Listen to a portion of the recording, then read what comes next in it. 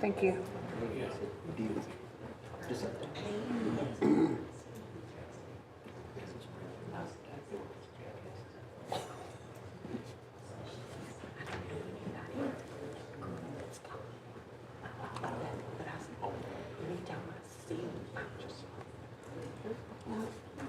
I love the looks of it for some reason.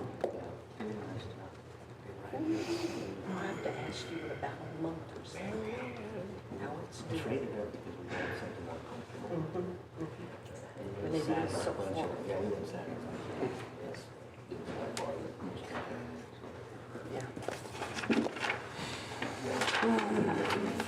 Oh, it's even chilly. Yeah.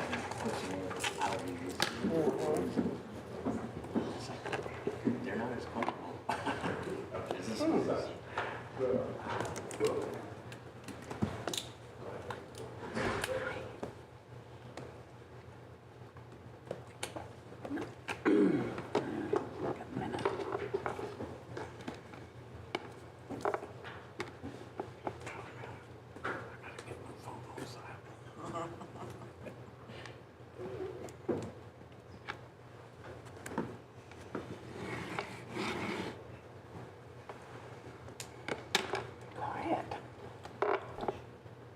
It's 6.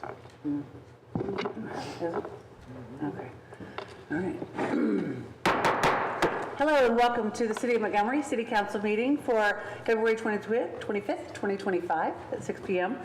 Appreciate all of you being here this evening. If you wouldn't mind making sure that your phones are on vibrate or silent to not disrupt this meeting, would be much appreciated. Thank you so much. With that, I'd like to call the meeting to order, and we have a full quorum.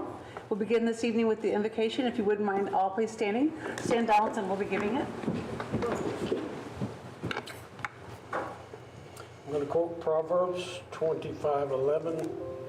A timely advice is lovely, like golden apples in a silver basket. And remind us that God promises that our honesty, our honor, and our reliability will bring blessings. So, Father, I just thank you, Father, that the blessings will be bestowed on us tonight, Father. I thank you, Father, for the advancement of Montgomery City. We thank you, Lord, for our growth, and we thank you, Lord, for watching over us and guiding us in all our ways. In Jesus' name, amen. Amen. Pledges allegiance to the American flag. I pledge allegiance to the flag of the United States of America and to the republic for which it stands, one nation, under God, indivisible, with liberty and justice for all. Now the Texas flag. Honor the Texas flag. I pledge allegiance to thee, Texas, one state, under God, one and indivisible. All right. We will begin with a public forum. I don't see here. Okay, so we've got comments. We have 2 comments, and I will ask those to step to the podium and please state your name and address for the record, and I'll do it in the order received. So the first one I received is from Philip Lefebvre. If you please come to the podium, sir, and it just says that you're speaking on city matters. Yes. Thank you. So Philip Lefebvre, 780 Clapper, or other places. Hillary got a last-minute problem at Ransom, so if you'd be patient, if I could say 1 or 2 words for her, simply because it's a different thing. Okay. I wanted to cover, last week, and again, I'm only hearing indirectly, so I want to be sure I'm accurate, but I heard that the city was uncomfortable with finding out that even though our PD had expired, we still retained architectural control. And I wanted to clarify that because there's a lot of confusion associated with the PD for a start. So the PD didn't give us any power at all. We don't have control over engineering. We don't look at plans. Everything with the PD is directly between the city and whoever's participating. Correct. The one clause we did leave in, and actually we put it in the deed of trust as much as anything else, is some residual form of interest in what is done on the properties. And again, the city has the prominent role. The city is a sovereign entity, and no one has any further say than the city. But what it allowed us to do was to have some comment on the way houses were structured. We can't say where roads go, we can't say where people dig, we can't say, that's all up to the city. But we can, in our own subdivisions, an example, we have an 85-70 rule, 85% masonry on a single story, 70 on a two-story. There are some builders, as an example, Grace Point, they don't use any at all, but they're great builders. And so, you know, people can avoid the masonry out of strength, but there are a lot of people cut the masonry just to save money. So that type of thing is a big deal for us. But also, when things go wrong, we expect to try to help to solve it. And I wanted to give you an example. 2-3 years ago, somebody we sold land to on Buffalo Springs Drive came in, they didn't talk to us, they didn't talk to the city, they came in with bulldozers, pushed all the trees down, flushed silt down, filled the ditch. We went to the then, I think, temporary administrator McCorkadale, and we said, please, can you shut that down? It's not, you know, it's not permitted. He declined. He said, no, that's in the PD, that's your responsibility. Well, it really wasn't our responsibility, although it's everybody's if you see something going wrong, because two-story metal warehouses in front of homes is not something that's compatible, and it would have affected the value of people's homes. So anyway, long and short of it, we were able to browbeat them down. We have no real legal standing, but we were able to threaten, and they stopped construction. The ditch remained full, and the ditch was an important ditch because it took drainage, city drainage, between Buffalo Crossing and their property. That stayed full. We went to the city engineer and we said, you know, something needs to be done. We didn't get any satisfactory response on that. It took us 2 years of haranguing the people. Finally, they dug that ditch out. And luckily, 2 weeks afterwards, we had a 6-inch rain in an hour, and if that ditch hadn't been there, I feel sure a lot of those houses would have flooded. So when we have, I mean, the PD's gone, but if we can influence things subject to the city, we like to do that. And that's why that language was in the original agreement, and that's why when we sell land, we try to put it in the deed of trust as well. So, can I be Hillary for a second? She just walked in. Oh, Thank you. All right, next up, Hillary Dumas. Sorry, internet was down. That's all right, you were quiet. Okay, Hillary Dumas, 8560 Majestic Lake Court, Montgomery, Texas. Sorry, I'm late. Over the last couple months, I've been here several times regarding the potential purchase of 32 acres that we have with BCS Capital. While we haven't received a formal termination from them, that is probably what we expect. And there are a few reasons for it. You know, there are a lot of reasons why the deal may or may not work, but one of the big sticking points for them has been the requirements that they believe the city is holding them to. And it totals about $3.4 million. And it's improvements, it's redoing C.B. Stewart, Buffalo Springs Drive, looping utilities along 105 into the Lone Star Parkway, and then water and waste impact fees. And again, we're all on board with everybody should pay their fair share. We built the roads, we feel we've paid our fair share over the years. But I guess I would just ask that the city make sure that as we go through this, whether it's Jack and BCS or somebody else, that the standards are being applied equally to everybody. If, as an example, you know, Home Depot, they had to do the road improvements, but they didn't have to extend utilities to Lone Star Parkway. They didn't have to extend or loop utilities to C.B. Stewart. The church is coming. While the church is a great community asset, it doesn't pay property tax. It doesn't generate sales tax. Are they going to be held to the same standard? Are they going to have to improve C.B. Stewart and Klepper? And it goes on and on. Taylor Morrison, you know, they're bringing in however many houses on a land plan. Those cars impact all of the roads too. So are they being held to that same standard and having to provide impact feed for road improvements and all of that? The city, as a city, we need sales tax. That's it's a business, right? That's how we make our money, is sales tax and ad valorem tax. So we can't have just municipal users, we need them.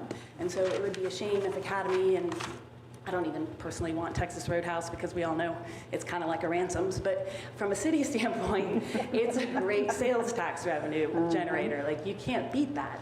And Academy too. So it would be a shame to see all of these things go just outside city limits, whether it's Walden Road or by Tractor Supply, because standards are applied differently or held, people are held to different accountability. So I just hope as we move forward that, there are different ways to skin the cat. If you look at Heritage Plaza, the city did an interlocal agreement. I think that's what it's called. If it's not, correct me, but with the county, so that the developer of Heritage Place 2 didn't have to do the road improvements. The city worked with the county to get a lower price for it.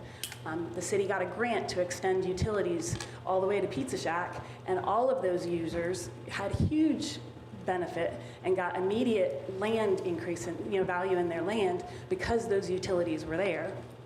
And maybe the city's a little bit spoiled because over the years they haven't necessarily had to invest a lot in capital improvements. But it's a chicken and an egg. We got to get the sales tax revenue and the ad valorem, and we have to at some point invest in capital improvements and pay our own way as well. So I just ask that the city apply those same standards to everybody, regardless of who it is. Thank you. Thank you. Thank you. All right. Moving on to the next item on your agenda is Board of Adjustment. Item number 5. City Council will convene into Board of Adjustments meeting. It is 6:10 p.m. and we are now into the Board of Adjustments meeting. Item number 6 on your agenda. Number 5, sorry. Consideration and possible action on a variance request of the side yard setback for a proposed new accessory structure, garage, on the property located at 914 College Street. Ms. Tilly, we need a step stool. And city council members. So what we have before you is 914 College Street. The property owner is here this evening. What she would like to do is to put in a detached 2-car garage, 22 by 30, and it's going to be within the 10-foot setback line on the west side of the property. A portion of it will be 6 feet away from the property line, the other portion will be 8 feet away. So we're asking for a 4-foot and 2-foot side yard setback variance. It did go to the Planning and Zoning Commission on February 4th, and it was recommended for approval by them. If you'd like to read the findings are listed in the discussion items, and staff does recommend approval of the side yard setback variance, subject to the condition that the appropriate building and trade permits are approved and issued prior to commencement of any work. And if you'd like to speak to the property owner, she's here. And who's going to oversee this? Would that be you? The No, building and the with permit building piece? inspector. Okay. Yes.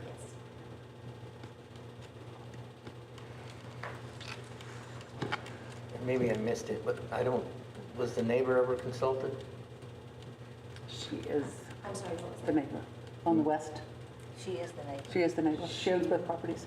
Yeah, she owns. This right here. Here, in here. Between there. Sure, absolutely. Come to the podium. That's what I Absolutely. was trying to Miss understand. Thompson? Sure. Yeah, she owns There's a both. city easement. And so there's nobody beside her. Hi there. Can you hear me okay? Is that better? My name is Marilee Thompson. I've been the property owner for 26 years. I actually sold or subdivided that piece of property to the people who have purchased and live there now. And I just recently spoke with her son this evening at my property, so they're well aware of what I'm trying to do. And the improvement that I put on there won't be a negative effect to her. The drainage that comes off of the garage is going to go to the swale that they created to get their house above flood level. And so we're just going to make sure that that drainage goes to the rear of the property and takes the path of least resistance. And so it's not usable land, really, in between us. Okay.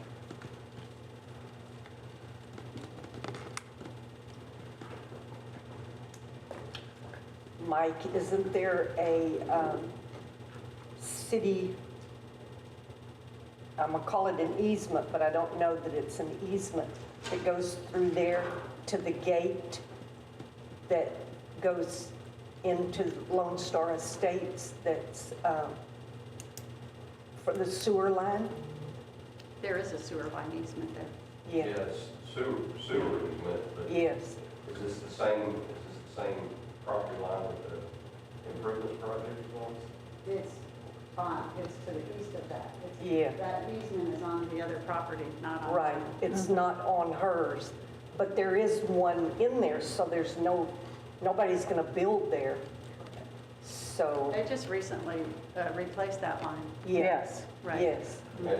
And I'll say I don't know anything about this, so I don't know how close it is to the sewer line or anything, so. It's not, no. It's not on my property at all. It's on the neighbor's property. Mary, The sewer easement? Oh, okay. yeah. When you bought this property years ago, the city had the rules that it was a 5-foot setback. When I bought it, there was no side setback. No. At all. Yes. And so the front corner of the home actually it isn't even 5 feet from the property line. Yeah. So. Right. It's not ideal, but I didn't put it there. Without knowing the details, as long as they're not building into the sewer easement, we're good. No. We're all right. But I just wanted to verify that it is in that area. You actually should have a plat of that from the subdivision back when, because it's laid out on that plat, so it's easy to identify. Had I known, it may be in my folder if you want me to see it and find Oh, it. no. No.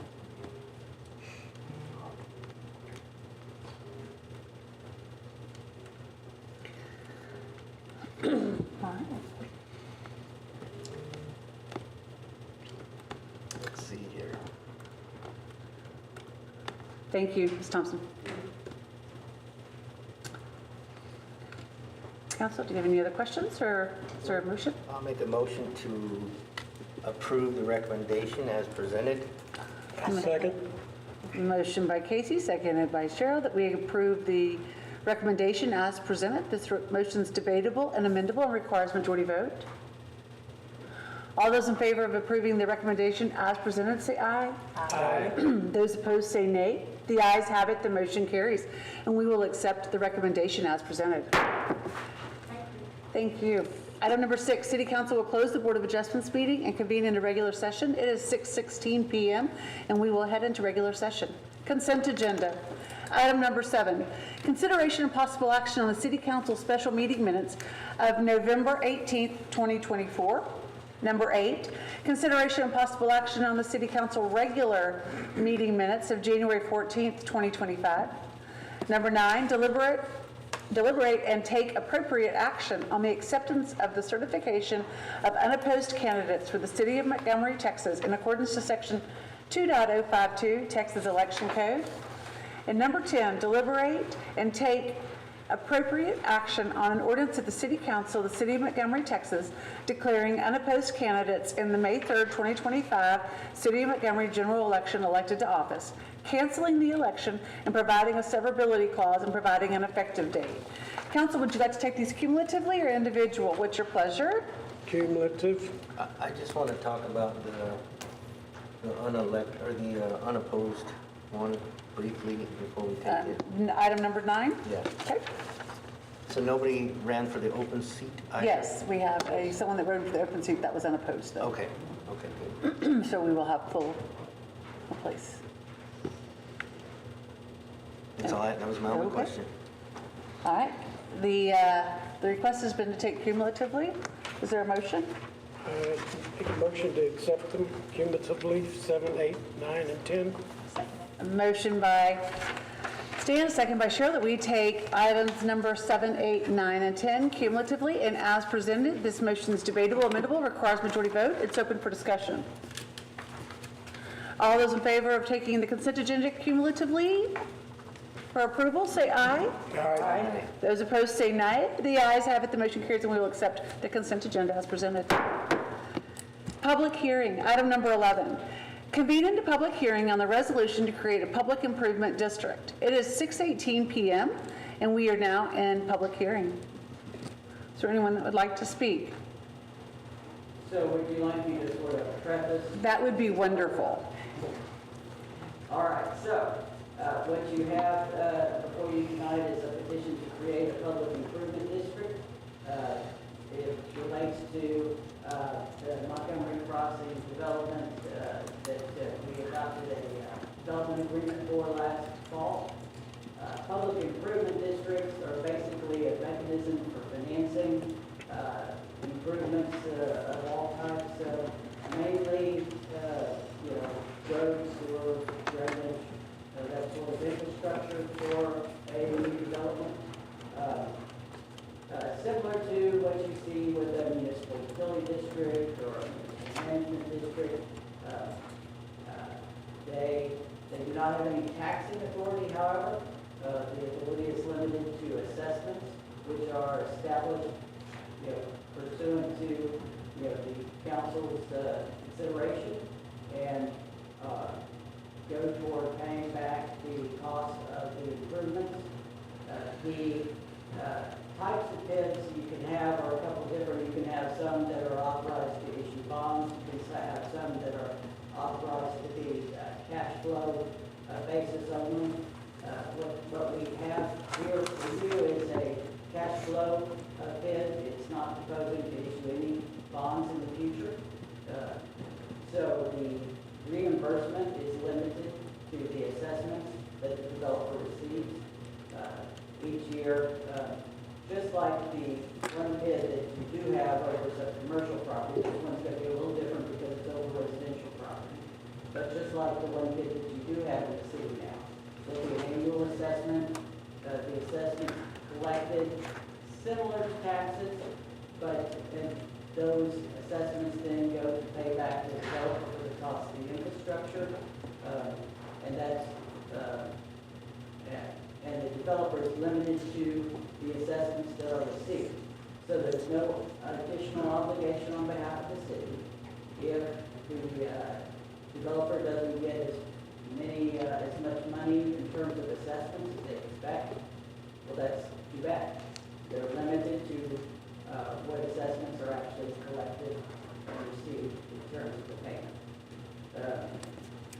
So generally speaking, these have very limited liability or downside to the cities. And there are examples of numerous bids all across Texas. And happy to answer any questions. Marjorie is here as well, and I think she can further elaborate on the specifics of her proposal if you would like. You said I could speak publicly also. I'm Cheryl Fox. I've known Marjorie. I do have a problem with, we have no PIDs in the city that are residential. They're all just the one that's commercial. And sometimes I think unless there is a lot of transparency given to the homeowners, that this is going to be something, because I have seen subdivision, or just whole subdivisions that have failed simply because there was just an overwhelming thing of insurance, taxes, mortgage, and of course then they had to add the PID into it too. So I'm concerned about how transparent each homeowner will be advised of. May I speak? I just want to be called Marjorie Fox with the developer of the crossing. We met twice last year, through the workshop setting and talked about the project, and then stepped away and kind of incorporated some of the requests in that, and the final product was presented in October, and that was the approved development agreement. But just in terms of PID, the assessment is based on that district only. So to get to your questions, to kind of start from the beginning, Right. The 86 acres, 235 lots, 235 residences, so for about 400,000 to 420 would be the value of the homes there. And the district that we're putting through is just based on that legal description, the meets and bounds, so it's only subject to that particular neighborhood. that is approved by City Council. And then the state has over the last, we've worked with the City of Conroe 15 years ago on another PID. They've got about 20 or so PIDs, and I know Magnolia and Tomball have PIDs as well, so it's kind of been used in other cities within Montgomery County. But there's been a lot of evolution just in terms of the state legislature and putting more, I would say, rules into place than when we first worked on a PID with the City of Conroe around 2008. And so at the very first, when the home builder sells the house, the finished product to the consumer, they have to sign a PID notice. And so as they come in and sign all of their contracts and the other paperwork, they sign a PID notice. I think there's also like a MUD notice, which would be similar format. Similar. So before they even put the house under contract, they're aware of that assessment, and then they can make their business decisions accordingly. And then that is, assessed on an annual basis. They have the right to kind of pay it off if they want to pay the principal amount, versus having it go over the course of the 25 to 30 years. So that's, that's a resident's choice as well. But it's disclosed. It also would be reflected on MCAD. Typically you'll see kind of a line item, for a PID. So those are there as well. And I think at closing, they also, from the title company, at their closing, have to sign off on a notice that they are aware of the PID. So they're kind of making that decision and signing off on notices, a couple of steps until they have received their first assessment a year or so after they've been in the house. Once it makes it onto the record, the PID makes it onto the, it's attached to the resident on that. So it's usually a year or so elapse in between when they close, and it's the January 1 and the next year and so forth. So, so that would be. I think that answers questions related to. So does the state mandate the signatures? Is that what you're saying? It's in the statute. So as the legislature meets every 2 years, they add consumers and stakeholders in the industry bring issues up, and so the state has began to pass that through their legislation, and so it's a state mandated, it's in the statute and local government code, so it's a requirement, and there would be risk on the home builder and the title company if there wasn't a signature they didn't attached. have that. Yes, ma'am. Again, that was my main concern, the fact that how apparent it was to each individual homeowner. Because the commercial one is considerably different. Right. Who makes up the PID? Who makes up the PID? How do you get the people on the PID? Is it a committee or? And so the PID is a public improvement district. Yes. And so it's the geography, the district would be the area, the 86 acres that we've closed on. So that's a district, and then the public improvements would be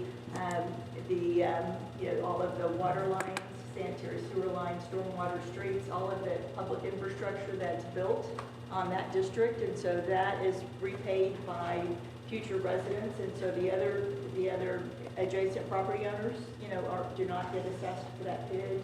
The city itself does not get assessed for that, and so it's just a means like a MUD. In this case, it's a PID, and it's just they're different line items as opposed to a MUD. That could be reimbursed and funded, and it's just an offset of cost. It's only about a third of what our hard construction cost will be.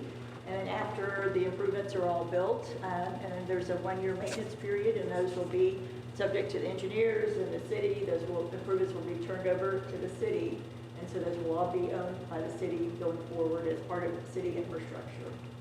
So that's one way to grow the city and grow the taxpayers and tax bases of the city, and then bring in the utilities to be able to support, the further residents. Who does the record keeping and collects the money? Good question. And so at the end of the construction of the project, we'll submit all of the invoices and records in, and there will be an auditor hired by the PID consultant, and the auditor, an accountant and auditor will review all of those expenses and confirm or approve of those. And then the paperwork will be submitted into the city, so that you can see from the PID consultant and the auditor that those are all correct expenses. When in Conroe, their method was for the developer to hire the PID consultant and hire the auditor. I think indicate the way that the legal department has set this up for Montgomery is the city would hire an auditor at our expense, but there will be a PID consultant and an auditor that would review all of those expenses and approve them. And so then we'll come in, or the PID consultant will come in annually to a city council meeting and present, the SAP, the special assessment, for that year. Ours is already kind of baked into the development agreement, so that's that $2,000 per year assessment. But they'll come in every year and present that to city council just as part of that state process, that's local government code process to be able to implement that as an assessment. Yeah, so to expand on that, we anticipate the city hiring an independent third party to review the invoices and the information regarding assessments and to basically audit that. That cost is not paid for by the city though, it's paid out of the assessments. So it's an administrative cost that gets carved out before the developer gets into that. So essentially, the bid is paying for itself. So is the city reimbursed for any actual employee involvement in managing the PID? Are we reimbursed for that? Yes. Okay. And how is that calculated? The city will have to track it, but then the city can send an invoice. How does the city determine how much Per hour? per hour? Is it how does the developer decide? So if I can't say if Mary Ann's here, but if Mary Ann were here, She is. She's next on the agenda. You know, spend some time. She keeps a record of, I spent 20 hours over the last 6 months on, managing these records. Then you take her rate of pay, including any benefits, and then the city gets reimbursed for that. For the amount of time that our employees, That's okay. right. That's right. But it's dependent on the city keeping record of that too. And just like, like cost for your consultants, whether it's the engineers or the attorneys, we set up separate matters for different things. And so to the extent that we're working on something that's related to this bid, you'll get a separate bill that will be reimbursed, separate and apart from your general legal bill. Okay. Who's responsible for hiring the third party? The city is. Us or Mary Ann? A question is, what is the time frame of the repayment, or is it a monetary goal that we are trying to achieve? It's a 30-year time period that's outlined in the development agreement. Yep. And what was it, like 16 something? What was the figure about the assessment of The assessment is $2,000 per year. 2,000? Okay. Mm-hmm. $2,000 a year per property? Yes, ma'am. Okay. And then at 30 years, when it expires, does it re-up? Because I know MUDs. It ends. It ends, That's okay. the difference with a PID as opposed to a MUD. Okay. So the PID it ends at that 30-year time period in the agreement. It's not in perpetuity. Like a MUD will have those assessments, forever. Yeah, I remember the development agreement. I just don't, it's well, very lengthy, and we had only a weekend there to do it and not be able to ask any questions, so And that's why I wanted clarification. give some updates because so much time goes between the process, and this is kind of, we've got tonight and then another meeting as we get to the annexation to bring that property into the city limits of one of the two tracts. What percent interest are you charging on your bid? I'm not, it's just the way it's set up, it's structured according to Can I state. speak to this? It is a public hearing, so you may come to the podium. Absolutely. So I have a question real quick before she speaks.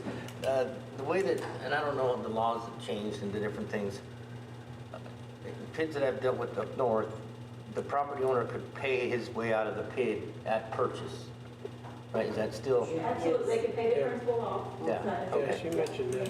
Yeah. How is that? How That'd is be that? 2,000 times 30? Yeah. Like 60,000, and then they could be done. There's a principal amount and an interest, there's usually about half of that, so. Yeah, because then you're not paying interest, so Right. they'll just write a check at the beginning and be done with it. Yep. Yeah. Okay. All right, Ms. Thompson? Okay, so I'm putting another hat on. I'm also a realtor, and PIDs are a big deal for all of us. The disclosure has not been very good in the past. It has not. I think they're working on it, but even in the city of Conroe, I have a property that's under contract at the moment, and it has a PID, and there's only one person that knows anything about the PIDs in Conroe, and there are only about 15 subdivisions within the city of Conroe that have these. So if you need information, you're at the mercy of whomever you hire to help you address the issues that come about. And it is an expensive adventure for the homeowner, right? So I understand it from a developer's side that, yes, you need help getting your infrastructure on the ground. However, for a homeowner, $2,000 a year on their tax bill, or in addition to their tax bill, is gigantic for that first-time home buyer or that step-down person. And when you add that, and let's just use the one I'm under contract with, 6.5% interest, you're talking about a huge investment on a property that you'll never see that back, right? So the burden ends up being the homeowner's burden, not the developer's burden. And why not put that cost up front on the improvement when you sell the property and just build it into the cost rather than make these people pay 6.5% interest for 25 years. When they go to sell those homes, if we haven't already had the conversation before we sign any contractual agreement, that buyer can walk away. They have to know about that PID before we ever put pen and ink. And a lot of times they're told verbally, but it doesn't really register at the time, especially first-time buyers. This isn't so dissimilar to the cap fees that are happening. Let's just use Wood Forest as an example. You get a 0.5% on the front side and you get a 0.5% on the back side. But they don't want to really talk about it. It just kind of happens on the paper. That's my 2 cents. Thank you. Thank you. I appreciate it. It's the right of the homeowner to buy the property or not buy the property. Yes. Did you have a comment, Mr. Chairman? If you'd like to come up, yes, we're in a public hearing, so go ahead and come to the podium. One of the things that this is really bad for is it circumvents the assessed value of the property. When the property is put up for sale, that $60,000 is not included in the value of the property. So you're basically undervaluing the property to the homeowner by charging them this $2,000 a year or $60,000 over the life of 30 years. That's not fair to the homeowner. And when they're buying a house, they don't think too much about the $2,000. They should be apprised that the assessed value of that house is not increased by what they're paying. So you've got other developments, the Redbird and the new name that has the mud fee. So it's going to be competitive to home values in that range as well. I'd like to hear Mary Ann's comments about the assessment fee and the third party, please. Thank you. Sorry, can you repeat what did you want my input on? About the assessment fees and the third party. Is that going to be you or who is that? So we currently, with the PID that we currently have, there is I wasn't here when that was set up, so I'm not 100% sure how that was done, if we were the ones that were responsible for that third party, but you may recall each year there's a representative from Coates Rose that comes in and presents the PID information. They were here this past fall. But certainly if it's that we need to secure that third party, we certainly can do that. The way that the other PID was established is that each parcel has an administrative fee that is assessed or that is a part of that, and that pays for the city portion, and the tax assessor collector retains their portion on each parcel. That did go up this past year. It's not a huge amount, but of course, they retain a portion to be able to process on their side. So the PID is set up as its own district. So it becomes, we get we get our tax, our ad valorem statements and deposits for the city of Montgomery, and then we also get ad valorem reports and deposits for PID number 1. And so it would be an add-on, we would have a third set of reports and paperwork that we get. So as far as like it's separated, it's not a lot of extra work on our side. We don't have to pull anything apart. We get that directly from the tax office. So once it's established, the continuation of it is not a lot of work on our side each year, but there is, you still have to make sure that we issue payment once a year based on the timing of when those payments come in. So it would be that type of thing, but it's not the tax office is the one that gives us the reports that we utilize. The PID you're talking about though, is that commercial or residential? Yes, that's Commercial, it's the only one we have. It's commercial, but there are multiple parcels in there. But again, that is all maintained by the tax office. So it's all included in that report. All right, Does thank that you. help? Yep.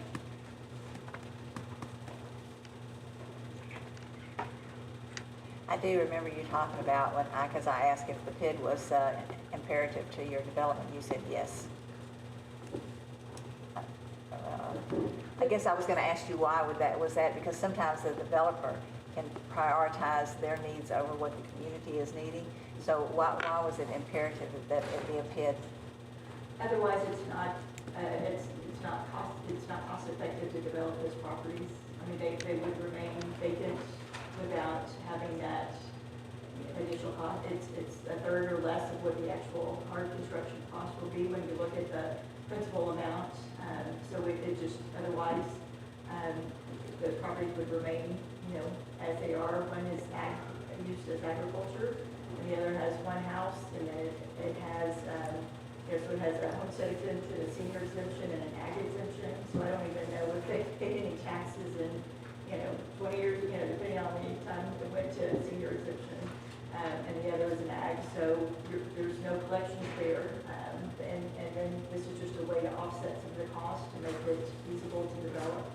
As mentioned, there were 15 or so in the city of Conroe. So this was a method that they brought in to early 2000s and have a number of them, one in Canyon Creek. Others were Teeswood and along Longmire. So there have been just a few there. And then, as I mentioned, Tomball and Magnolia have a smaller number, but still, I think there must be 20, 25 in front of it. If you... Fully disclosed, I know when we first developed in Conroe, there was not a requirement for a PID disclosure form like there is now.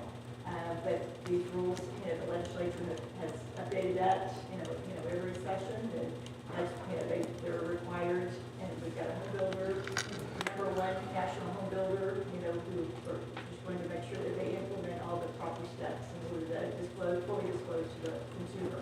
And I have to say, I've seen many of your properties, and they always are very well done. So. If you decide as the developer to sell, like we just saw what happened to Redbird, right? Right. Does that PID transfer to the new developer, or does it expire under your development It would agreement? stay with the property, the district. Because whether it's, our company, my partner and I, whether it's our company or another developer, it's still not going to be feasible, financially feasible to develop it without that small, I'd say small, but without that reimbursement. When you spread it over 30 years, then you do a time value of money it's not, not a huge sum, actually. So, and then there are administrative fees and other fees that go, and again, it's just a third or less than a third of what the actual hard construction costs are to build. Water lines, sanitary lines, streets, and all of that. There's also some engineering that rolls into that, as a percentage of that. So all of that goes into creating that assessment. So over 30 years, or approximately $14 million would be? No. It's, Well, if I do 235 lots times 2,000 times 30 years, that's... that was 287 lots. Plus interest, 235. 235, yeah, I would say that's what I wrote, plus interest, 6.5% okay. interest. Yeah. So when you do a time value, net present value of that is 15. really less. Okay. No, Oh, You want the compounder? yeah, you show off. Okay, all right, I just wanted to make sure I understood. Again, because this is new to us. It ends in 30 years, whereas some of the other developments will have the mud fees that go to support those muds in perpetuity. There's no impact of value, so if there are a house that is on the market for $400,000, just to use a rough number, the value of that house is based on other sales, comparable sales in the community. So there's not an offset to the value of the home to have that assessment.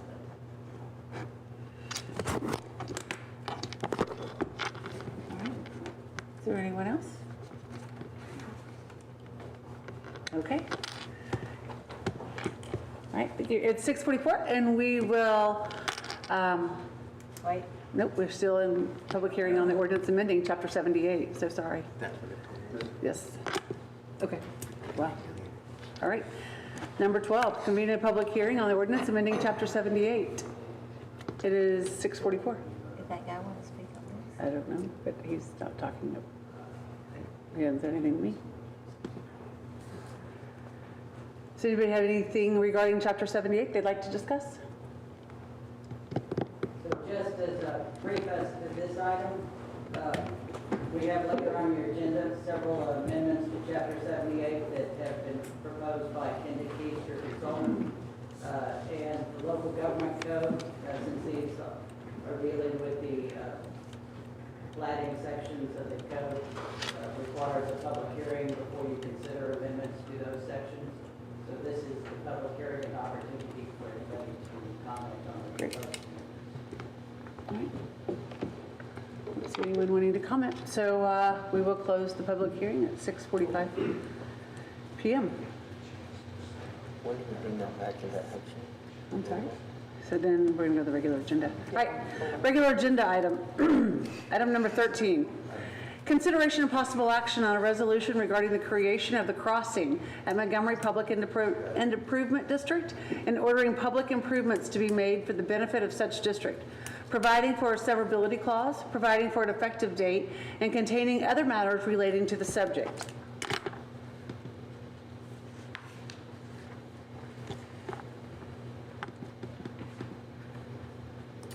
Council.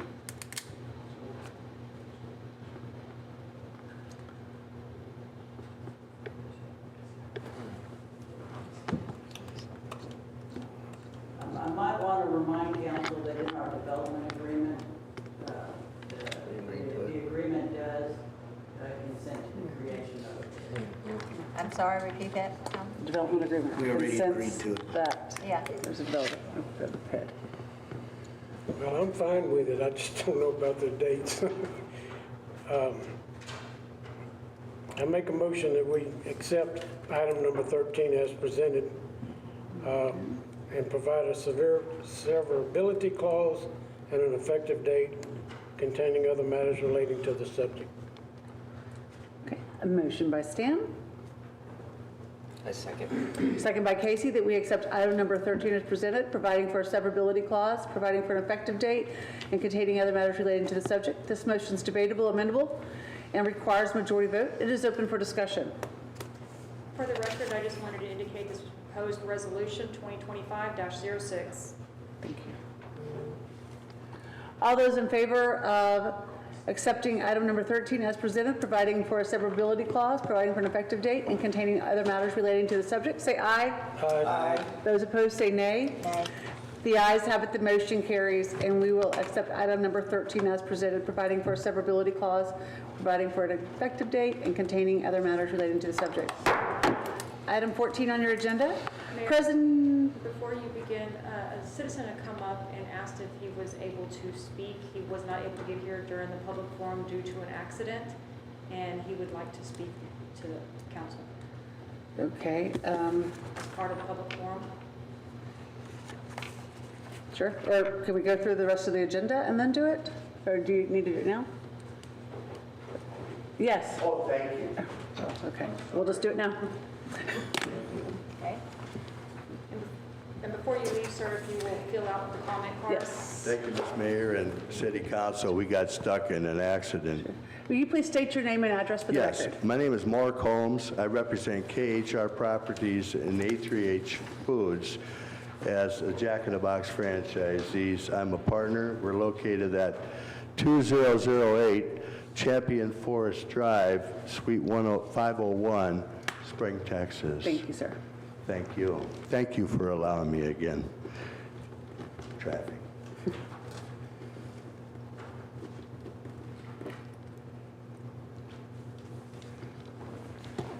Council, Mayor, in reference to the Jack in the Box approvals, reasonable minds could disagree on their limited definition of restaurants.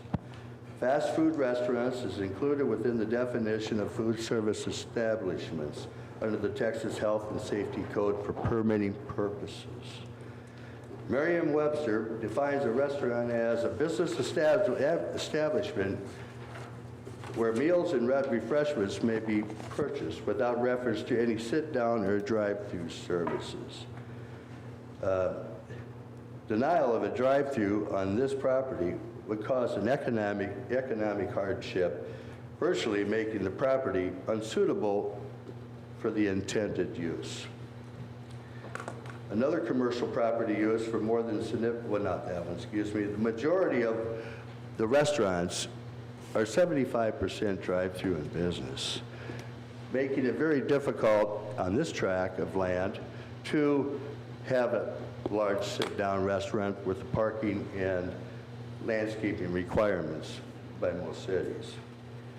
The drive-through restaurants have become a more significant since the pandemic, and we can see that obviously within the community. Standards for the approval of a drive-through need to be clearly outlined so that you can know the city's specific concerns regarding the preference of a drive-through. Which brings to mind, with all that, I've got a report today.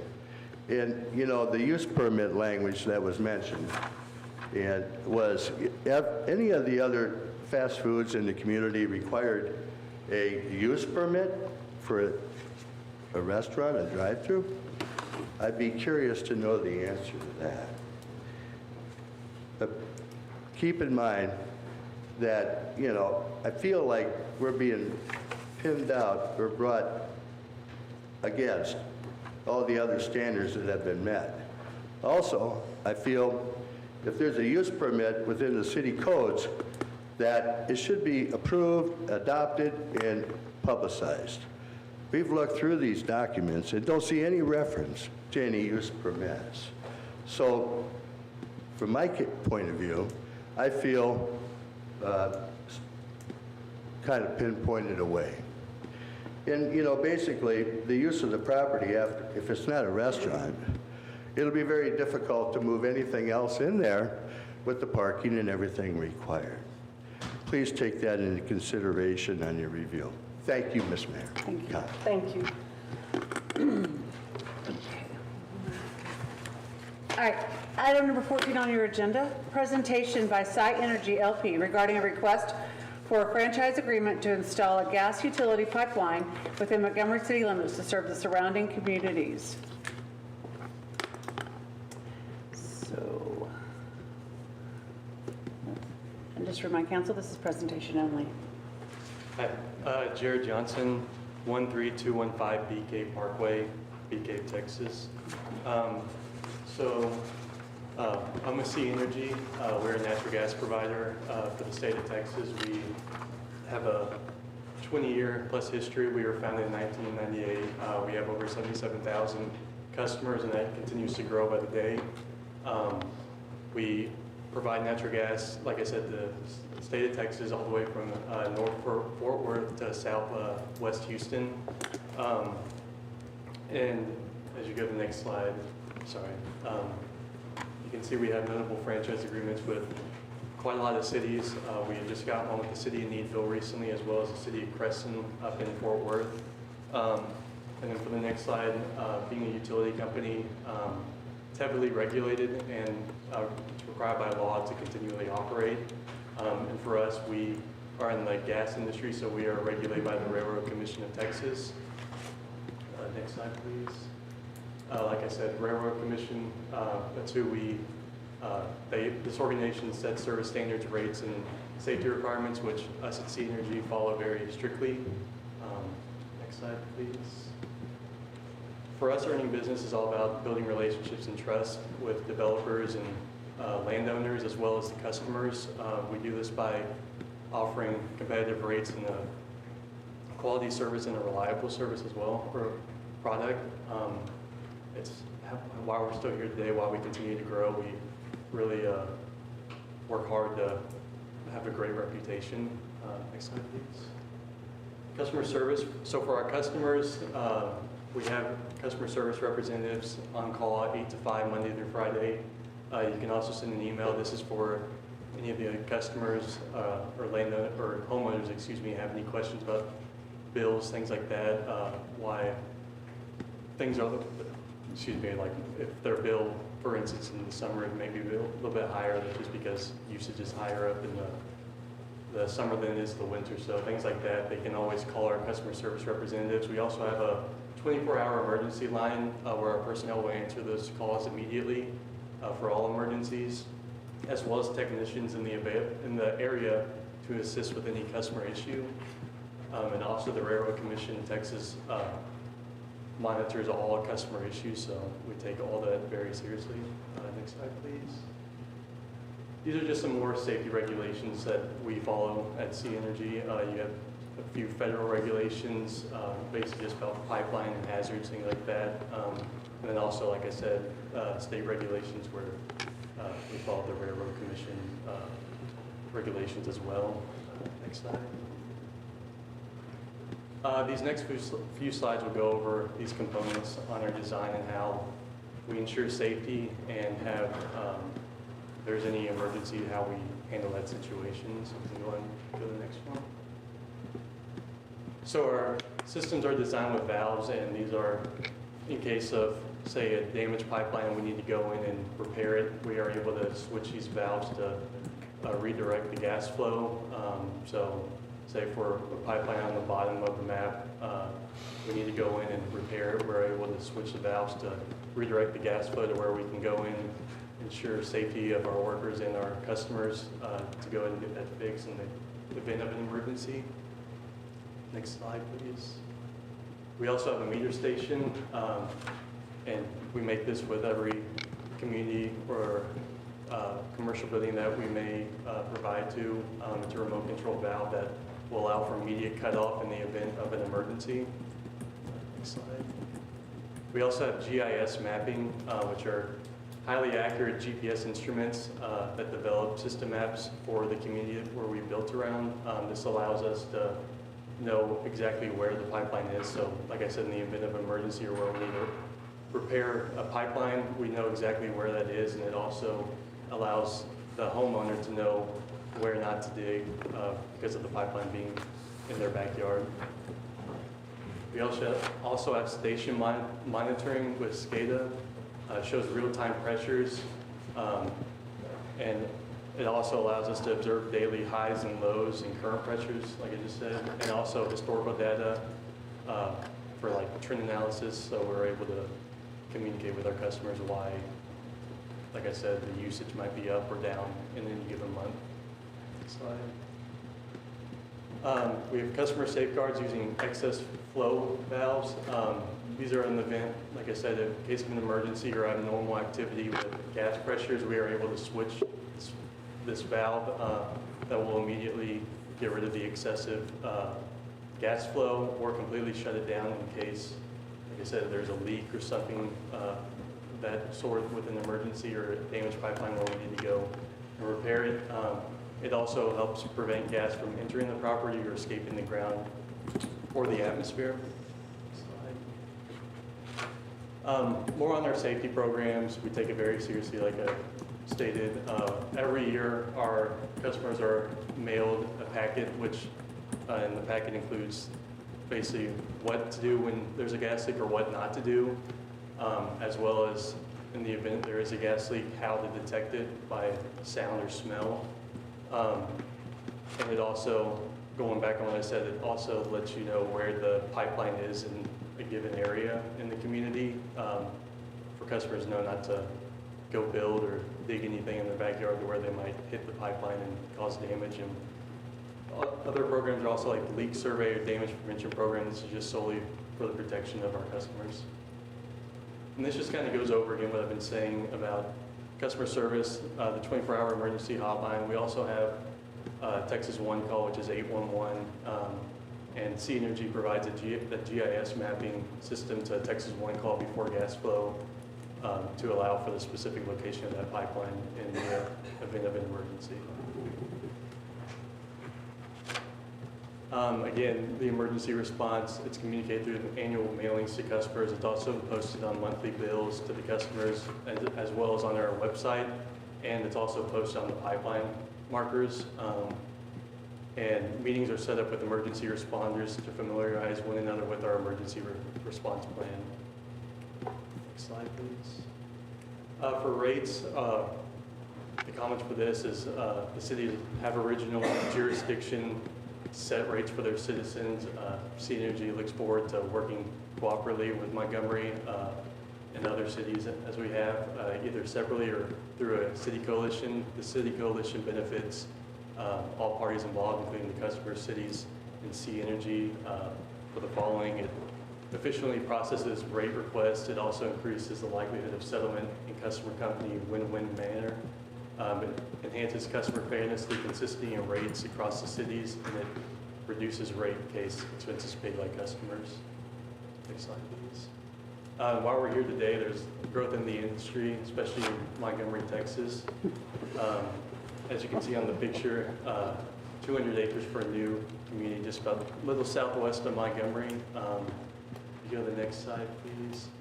The development plan, the development name is Briarly. I hope I said that right. We're providing a 4-inch pipeline as well as 2-inch pipeline to all the homes. And this is an on-site gas service, so LDC LLC will be building all of the pipeline. We will just be giving the gas service to the development. So, and that's all I got for you. That's interesting. Okay. Thank you. So will you be purchasing your gas? So LDC has their own gas, and I know that they pay whatever the price is at the Port of Houston. Is that where you're getting your gas as well? Sure. Yes, Daniel Pope with C Energy Hi there. USA. Yes, we're going to transport through LDC LLC. Okay. Through a pipeline that they're going to construct up to this development. So, Okay. yes, although our system, the rates that the customers would pay, it's sort of aggregated. So that'll be one very, very small component of our purchase gas cost, because basically we take all of our points throughout the state of Texas. Customers through their purchase gas adjustment pay that line item on the bill. Right. is a component of all of those interconnects throughout the state. So the bill's going to come from C Energy, or is it going to come from LDC? No, it'll come from C. Okay. Right. So LDC is constructing the trunk line up to the project, and all of it, like the map that you saw, all those pipelines within the development will be owned and operated by C Energy. So it'll be our employees. If somebody smells gas, they call us, we come out. And it'll be all your infrastructure within Briarly? Correct. They just are taking it up to Briarly? Okay. Right. We'll Only take because I've had a custody lot of of the conversation small with this. Where's Okay. Where's your corporate office? It's in Austin, or BK's. We've got operations in Conroe, though, so we're all over the state. But our, yes, corporate offices in BK, west of Okay. Austin. Does that mean we have to enter into a franchise agreement with you? Yes. Or is that going to be via LDC, franchise agreement? Okay. Right. Well, that's what this is about, but I didn't know if it was layered with LDCs or not. Okay. No, we are separate. Okay. It's Daniel Pope. So that was really sort of the point of the presentation. And the next step will be for the city to enter into a franchise agreement with C Energy. But we didn't want to go off drawing up some agreement without council knowing what's going on. We appreciate that. Thank you. So they're here to serve the Johnson Community Yes, sir. Development? Is that, who do we have other than them in the city? Currently today, it's LDC is the only franchise that has been opened up to Centerpoint, but they would have to be the ones to provide all the infrastructure. That's why I asked the question about the infrastructure. And to do that is quite costly. So currently today, the only Well, only gas is LDC in the city. They were the original gas company. Okay. All right. Item number 15 on your agenda, consideration of possible action on a permit approval for construction of model homes by Johnson Development.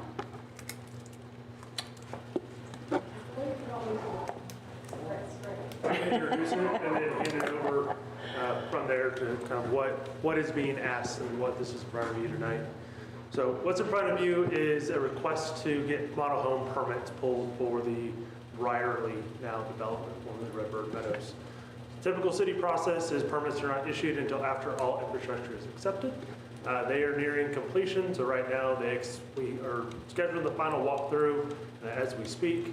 For the water line, we're just waiting on a final, the safety crew from the railroad to come out to do that work, and then their lift station, which is the longest lead item, is expected at the end of March. So we had a meeting last week between city staff, city attorneys, and the developer regarding their request and ways that they can mitigate some of the concerns from the city side with being, early permits. We have home builders out there, the stealing of water, the sewer service or sewer being used without a functioning lift station, and some of those other items. So I can go through those, but I think it'll probably be better to let Johnson kind of go through what was discussed and what they're proposing to y'all.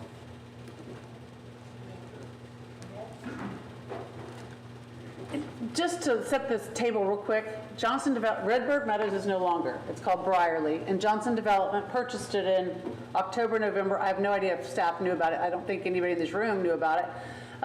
And so sorry for council to kind of look like deer in headlights because the names have changed and we had no idea. So kind of shifting gears. So we beg for mercy if we call you Redbird Meadows, just on accident. But, thank you for having us today. A lot has happened since October, November, where we purchased the property from Barry Sen, the previous developer who worked with the net and team on the development agreement. Very well put together development agreement. We liked it.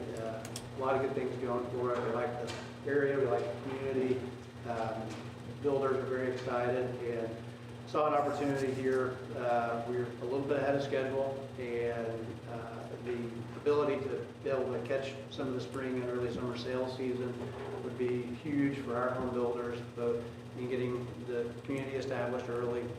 Early sales generates a lot of positive momentum for the community and the developers, which then also leads to finished houses and taxpayers paying taxes sooner for the city. And so just, like we said, we're to the very finish line here on a couple of different items, and just seeking approval for, to start on 6 models so that we can get going and the builders can harvest as much of the spring and summer sales season as possible.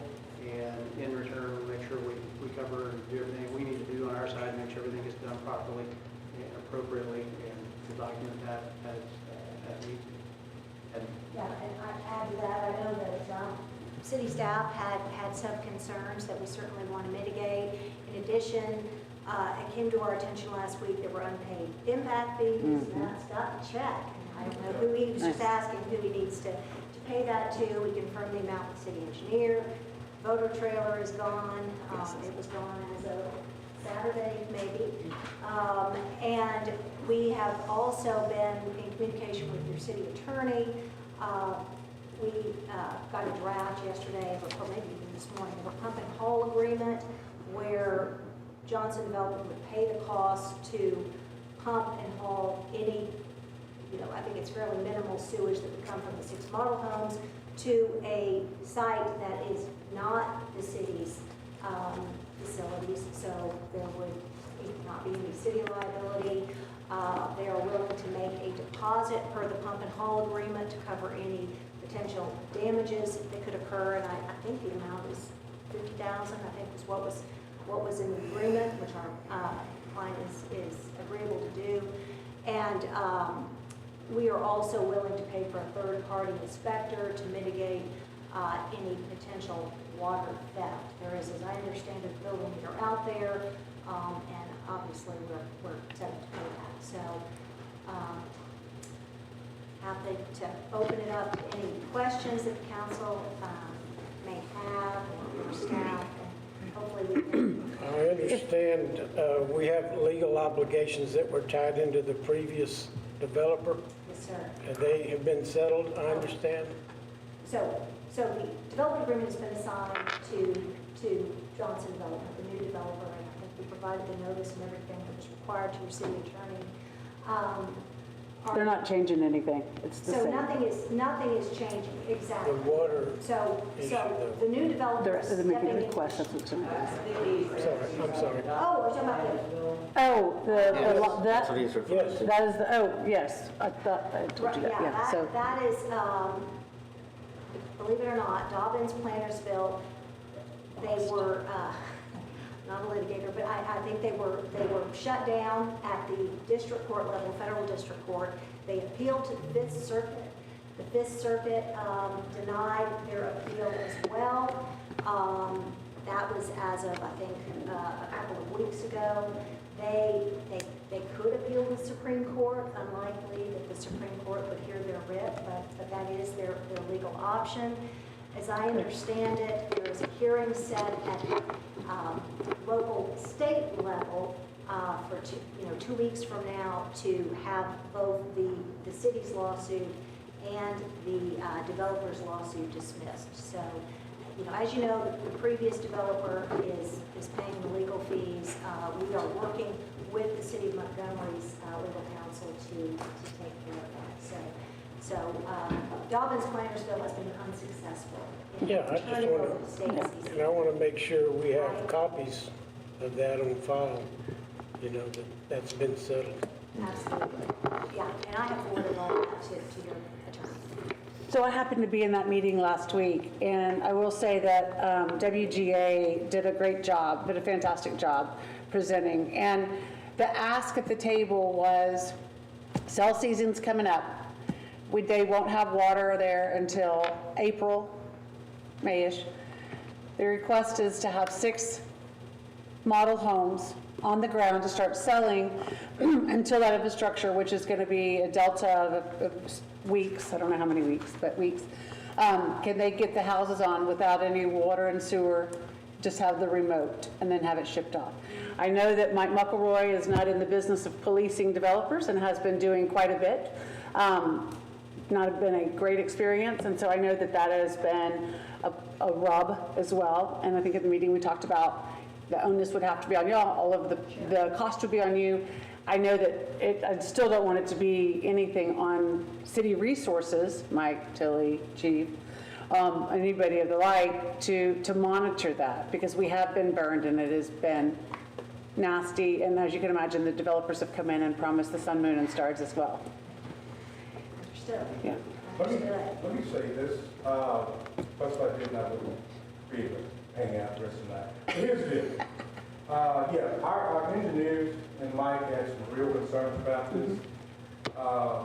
And what happens with this, and you have to understand, when you make this decision, it's fine if you do. I think Johnson is a great developer, but we've got other developers coming behind him who are going to want to do the same thing. They're going to want to tap into that water. And years, we've had a lot of bad things happen over the years when that's happened. So you have to think about those things as well. And I thought last week that our engineer and public works were kind of right on with that. So is every developer going to come in here and be able to throw money at the issues that we think is going on as far as hauling off the sewer and protecting the water for security? So we have to think about that as well. If I hadn't said that, I wouldn't have been able to sit here, so there you go. And then I also understand that days are weeks and months in this business too for them. So I understand that, and so that's why I don't know when city knew that there was a new changeover, and I don't know if y'all been asking for this for weeks and we just now heard about it or what, but I think we would be remiss to bring all of that out to allow council to make the decision, because that was all discussed. Obviously, to be clear, folks not asking for COs. Yeah, nobody would be, not a CO, that not would be a in accordance permit for any houses to be built until all the infrastructure's done, just for these 6 houses. Right, so you were in the meeting. Was anybody else in this meeting? No. Okay, so can we hear the concerns? The rest of us? I can add it, and then Mike as well. I mean, the main concern is kind of what I mentioned before is, Right now, the schedule is the lift station will be done into March, and all the utilities will be in shortly thereafter. But what if? What if, it continues on? We start with 6 models, and then it continues on from there for additional requests. And we're in that situation. Obviously, that's what ifing this forever. And the other concern is on water theft. So, home builders coming in, you have a bunch of builders that are just trying to find water from the nearest available point, which is, wherever they can find it. And so that is where these concepts came up with, single locations. They hire a third-party inspector that provides reports to the city at their cost to sit out there and babysit the home builders that they're not stealing water, because utility contractors, there's a utility contractor on site. We know them, they're being inspected, they're pulling water. Home builders, you have a lot of different trades coming in. You have a lot of different builders, you have a lot of different people on site. And so that was the main two concerns. Mike, I don't know if you want to add anything to that. You don't want to hear it, I'd be happy to. So, I want to hear it. how many, He just asked, how yeah. many model homes are we talking about? They're requesting for 6. 6. And it's the same builder is doing all the homes? Or we're talking about, No, ma'am, there's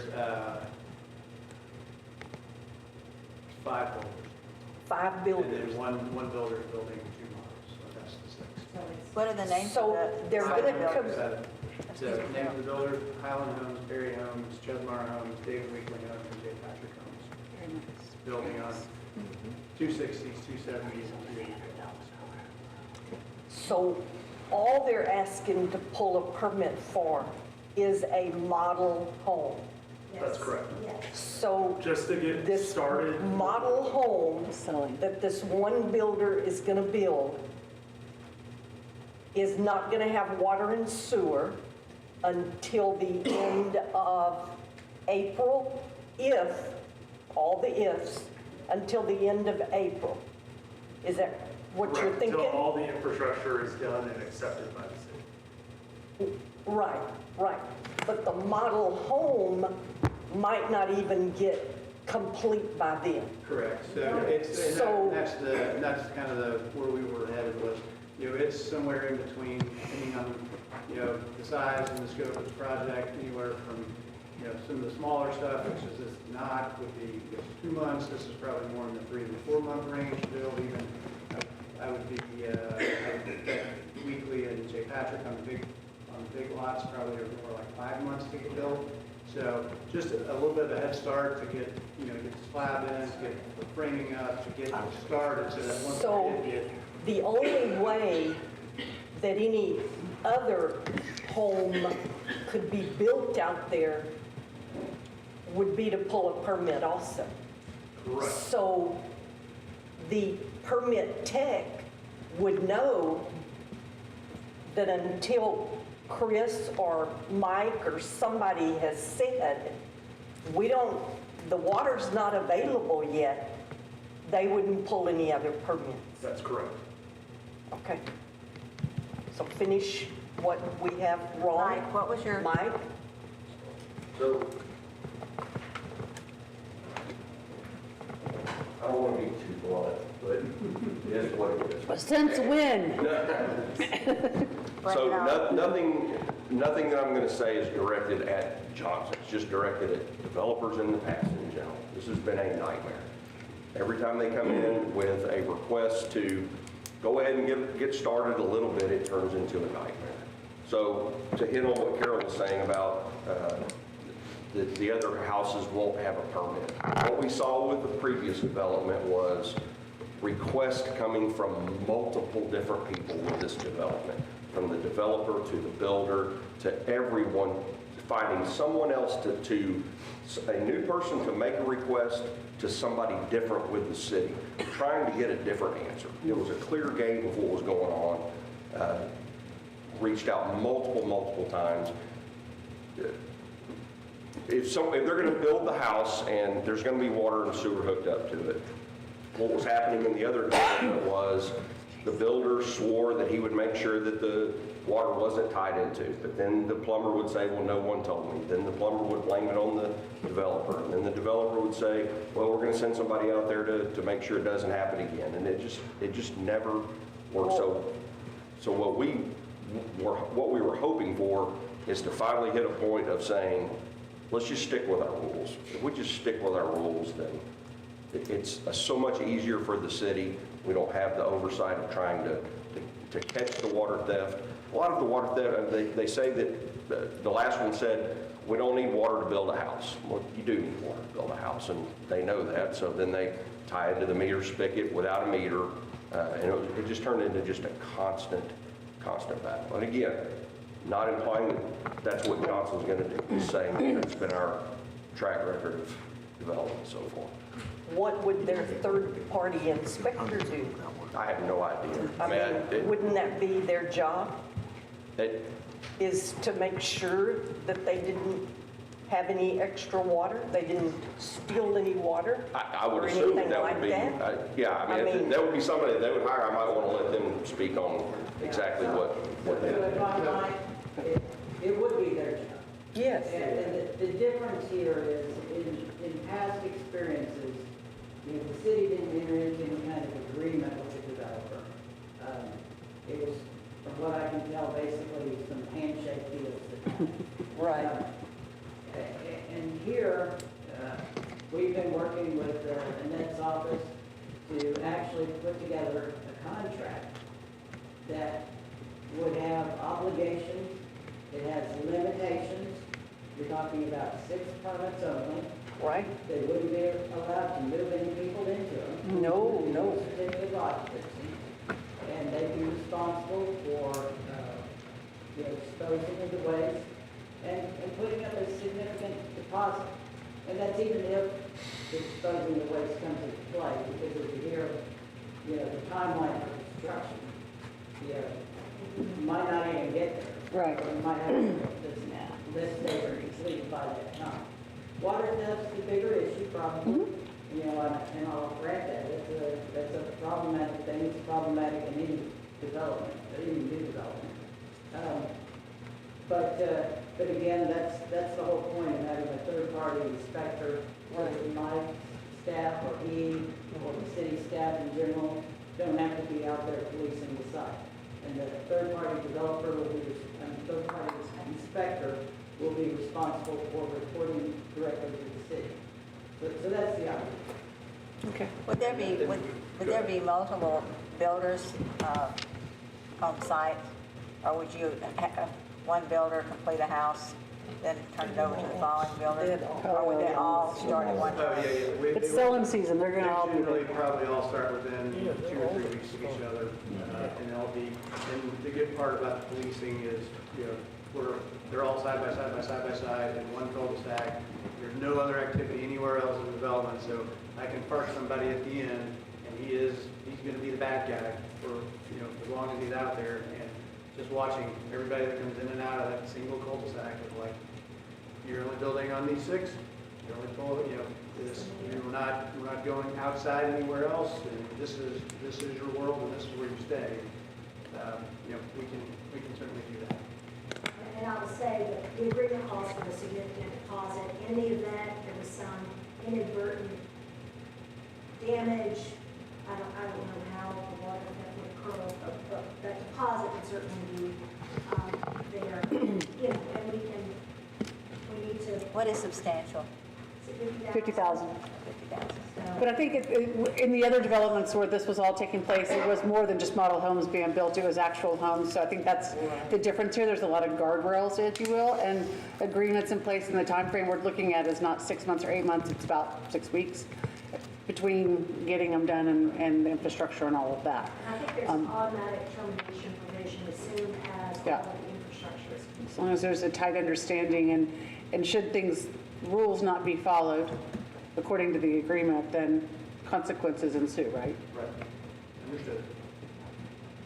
Do we have good contact numbers? You're in contact with these 2 people right here? We did. Yes? So, I mean, I don't know anything about pumping and hauling myself. But to the extent we need to be in communication, regular communication with your engineer, your public works, we can add that to the agreement. We certainly don't want to cause any stress on city staff. And I appreciate that, and I appreciate our engineers and our public works having our back and completely bringing that up and was very adamant about that. But I also understand the predicament you're in, and I think I said at the meeting, one man shouldn't pay for another man's sins. But at the same time, if we didn't have those agreements in place too, of how we all act and work and do, so there's a difference there. Okay.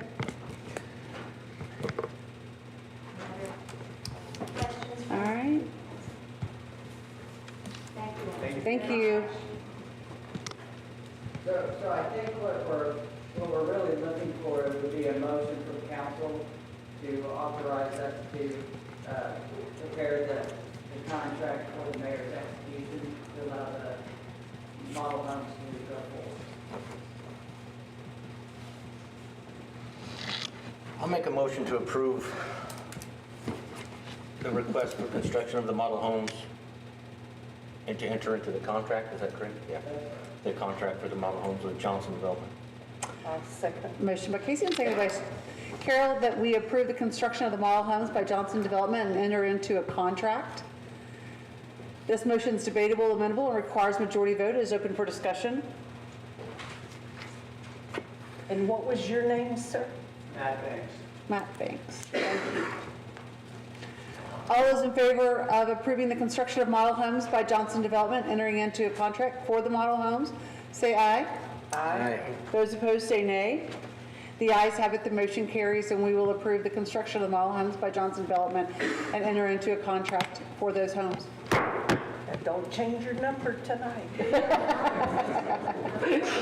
Thank you. Your address. Thank you. Item 16 on your agenda, consideration and possible action on a first and only reading of an ordinance by the City Council of the City of Montgomery, Texas, amending Chapter 78 subdivisions of the City Code of Ordinances in its entirety, providing for a penalty for a violation of the ordinance, repealing all ordinances and parts of ordinances in conflict herewith, providing a savings and severability clause, providing a Texas Open Meetings Act clause, and providing an effective date after publication.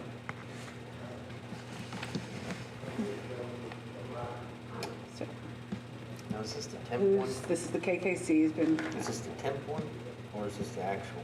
This is the actual, right? This is a temporary one. Okay, temporary. That we got copies of and in here. Okay. Then, if we approve this tonight, then what's the next step? What are those people doing?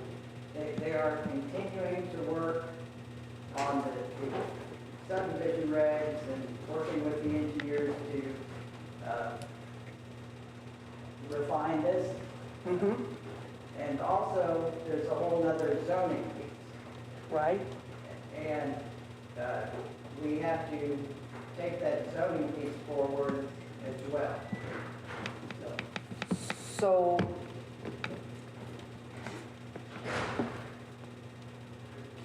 okay.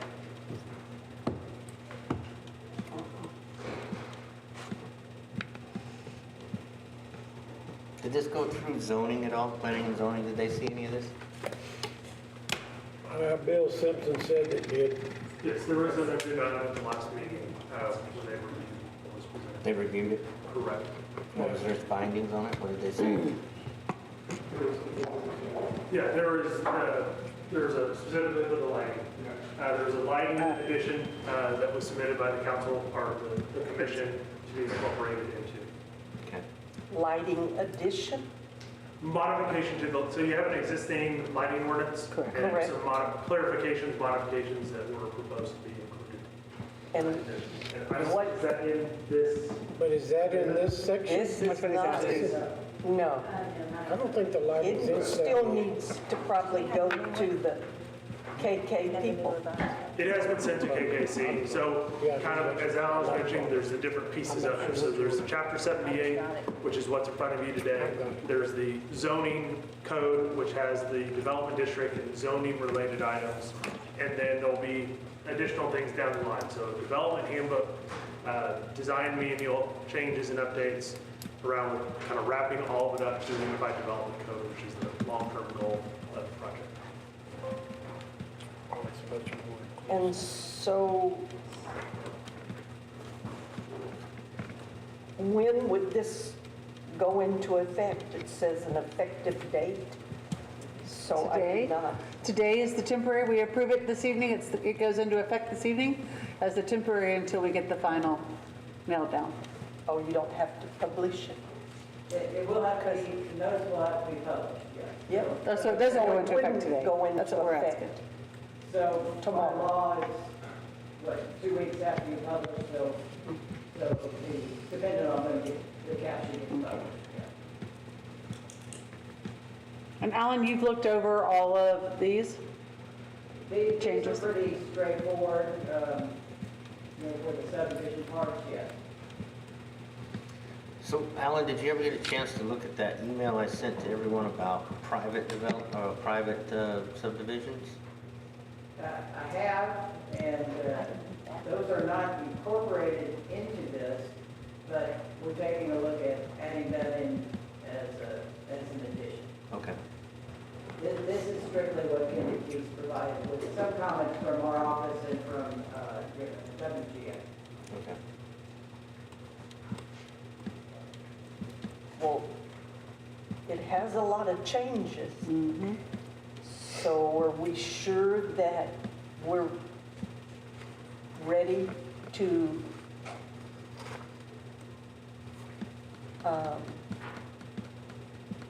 be able to do those changes with subdivisions?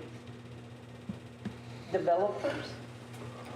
We're ready to go forward? My understanding is yes. If council would like to study them more, that's certainly your prerogative. Questions regarding how they're enacted? Yes. I mean, us, when we were going through plan and plat reviews, as this applies, we just pull up whatever the latest code is and confirm. Here's the rule of the day, can go through it. So there's nothing, most of these are tweaks, clarifications, roadway classifications, things like that just get cleaned up. There isn't, correct me if I'm wrong, Catherine, but It looked like there was a big portion taken out and a new portion put in. A lot of village and streets. Yes, a lot of it is road reclassifications and then some changes in the compensated open space requirements included as well. Just kind of, what does an open space need to include and how does it need to be maintained in considerations for it? What is the width of the roads in here?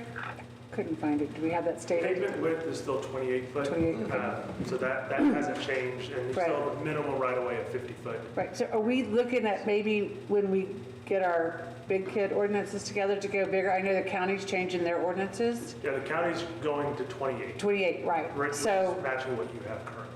so would we want to be even larger than that a little bit? So you can definitely, we can look into and talk it over with Okay, KPC. and then change it when we nail again, these down? There's These are nothing the that gap stops plan. you from modifying what's in today. The goal of this was get a first round through, clean up some of those big items, the clarification of the compensating green space, that it has to be, it can't just be just little pockets here and there. And then any roadway stuff that we want to add to, that all is yet to come. So you're comfortable with this? Alan, you're comfortable with this? Tilly, you comfortable with these? Okay. I make a motion, we accept item 16 as presented. Motion. I second. Motion by Stan, second by Casey, that we accept item number 16 as presented. This motion is debatable, amendable, and requires majority vote. Open for discussion. The proposed ordinance for this is 2025-05. All those in favor of accepting item number 16 as presented, say aye. Aye. Those opposed, say nay. The ayes have it, the motion carries, and we will accept item number 16 as presented. 17 on your agenda. Consideration. Do we know, excuse me, I'm sorry. Do we know when we're going to review this again for the next section of the subdivision ordinance? Because I'm not comfortable with this one at all. Candy Keys has sent out a timeline. Okay. I don't remember it offhand, but I can make sure we get a copy forward to you. I'll make my notes again and be ready. Thank you. I'm sorry, ma'am. You're okay. Item 17, consideration and possible action on a resolution setting a date, time, and place for a public hearing on the proposed annexation of certain property by the city of Montgomery, Texas, and authorizing and directing the mayor to publish notice of such public hearing. Can I please find out where this piece of property might be? Because there was no map. It's just talks about a railroad. And as long as I've been here, I only know of one railroad. So I'm going to assume, and guess what happens when you assume? So, can you please tell me? So this is half of the Montgomery Crossing development.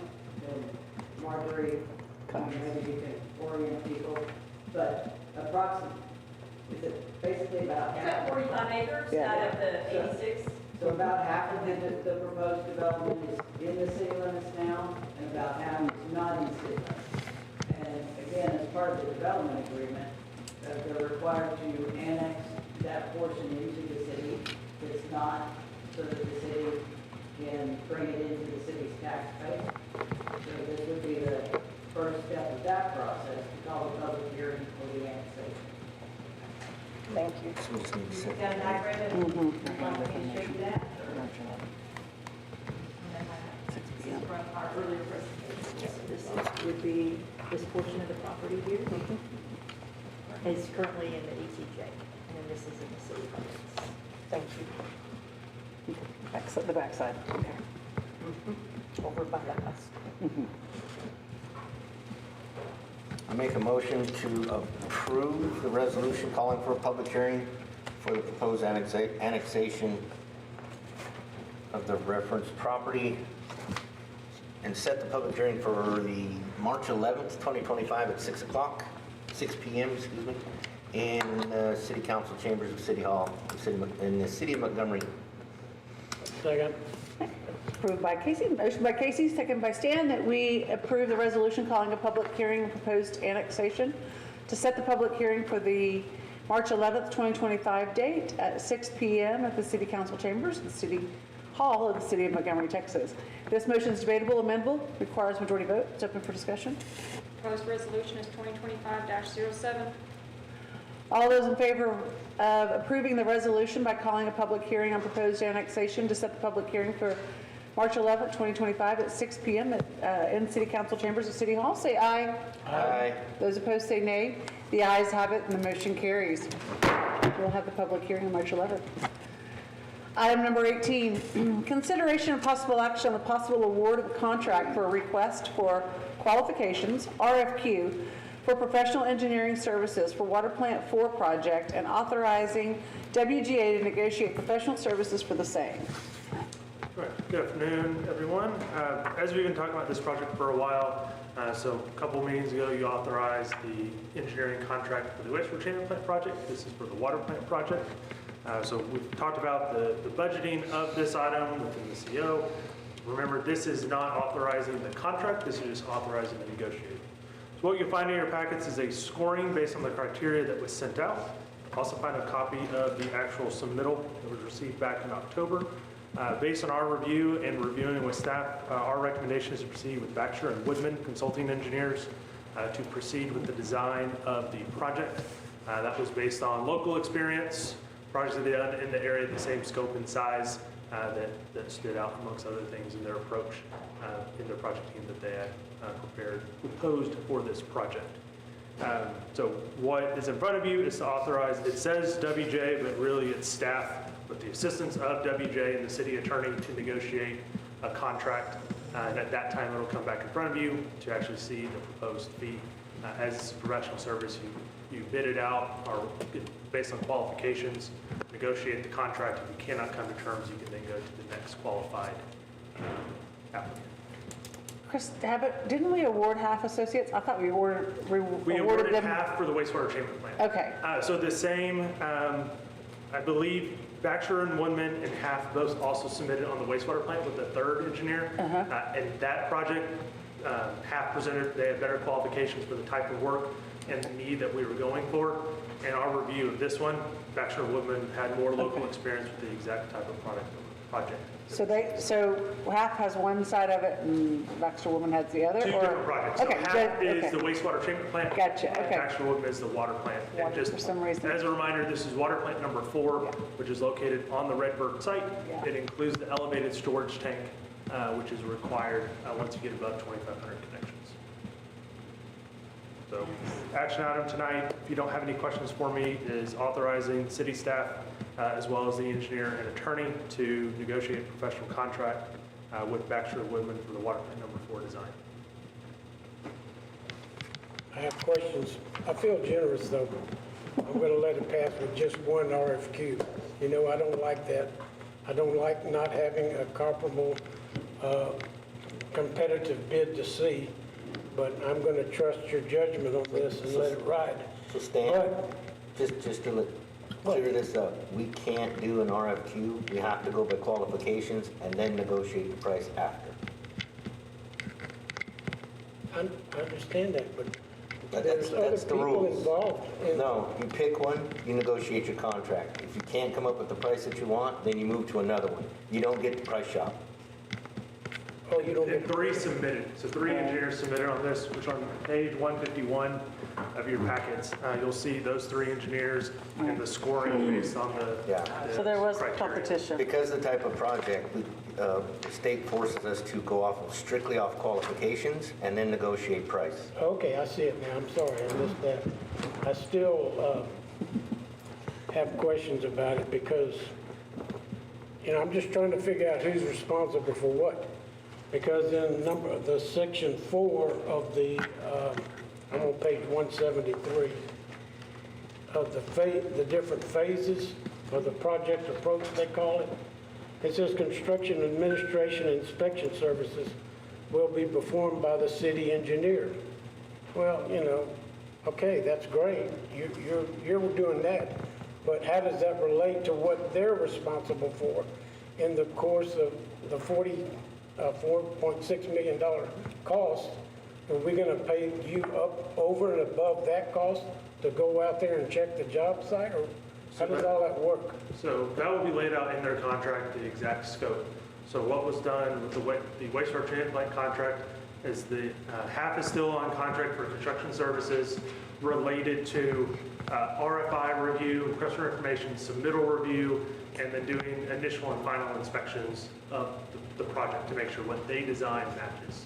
For a sake of a kind of economy of scale, having this, our inspector, or whoever the city engineer inspector is that's already in the city, is doing the day-to-day inspection work and quantity verification and things like that for economy of scale since they're already here. So in this contract, you know, it'll come back to you, they'll lay that out, you know, the same. If y'all want something different, that could be negotiated in. They offer that service. But that's what was kind of, when the RFQ went out, that was the decision, or kind of how it was laid out, that they would provide support during construction, but that inspection, you know, this is going to be going on where Redbird's still going on, so having an inspector that's there and turns around and goes to the water plant site just was efficient from a cost standpoint. Okay, we'll take a look at it later. I mean, you know, they got great credentials. I'm not questioning that. I just, still not got a hand on the process. But I'll get there.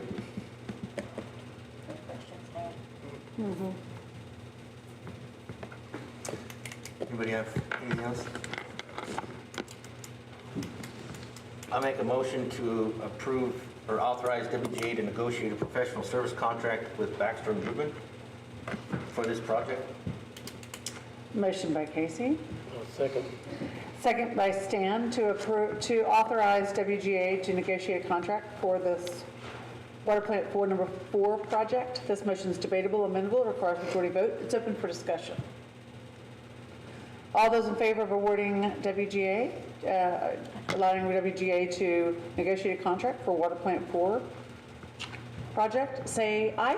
Aye. Those opposed say nay. The ayes have it, the motion carries, and we will ask WGA to negotiate a contract on behalf of Water Plant 4.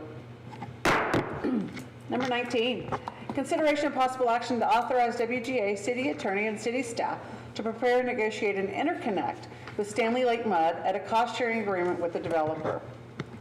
Right. Good evening. Page 170 of packets, you'll see a memo from us. We talked about this item in the last budget workshop and the high benefit that you have from an emergency water line interconnect with a neighboring public entity. So what this item is just to get that process started, first we need to negotiate into an agreement with Stanley Lake Mud to complete that work. And also, one of the keys in the timing of this is the developer of the property behind Pizza Shack has preliminary expressed interest in partnering to get this done because he has to extend the water anyway. So what this would authorize is for us to work with staff and your attorney to reach out to those entities, bring back draft agreements to y'all, and then at that time, once an agreement is reached, we'll come back with a proposal to actually get started with physical work. This is just get the agreements in place, make sure that the cost sharing makes sense, that it fits within the budget, and then proceed from there at that time. So going through your packets, you'll see a preliminary cost estimate for this that shows the total estimated project cost around $340,000. And then an exhibit roughly showing the outline, which is it's a relatively short extension to get across Stewart Creek Road, with the majority of the water line in terms of total length going up to the Nantucket property. So we would split this 339? Yes, ma'am. So right now I don't have a total at the bottom, but we have a total kind of city share is going to be less than $100,000 of the cost.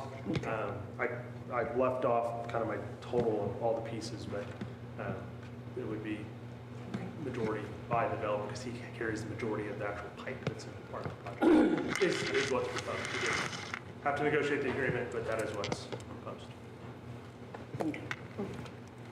I like it.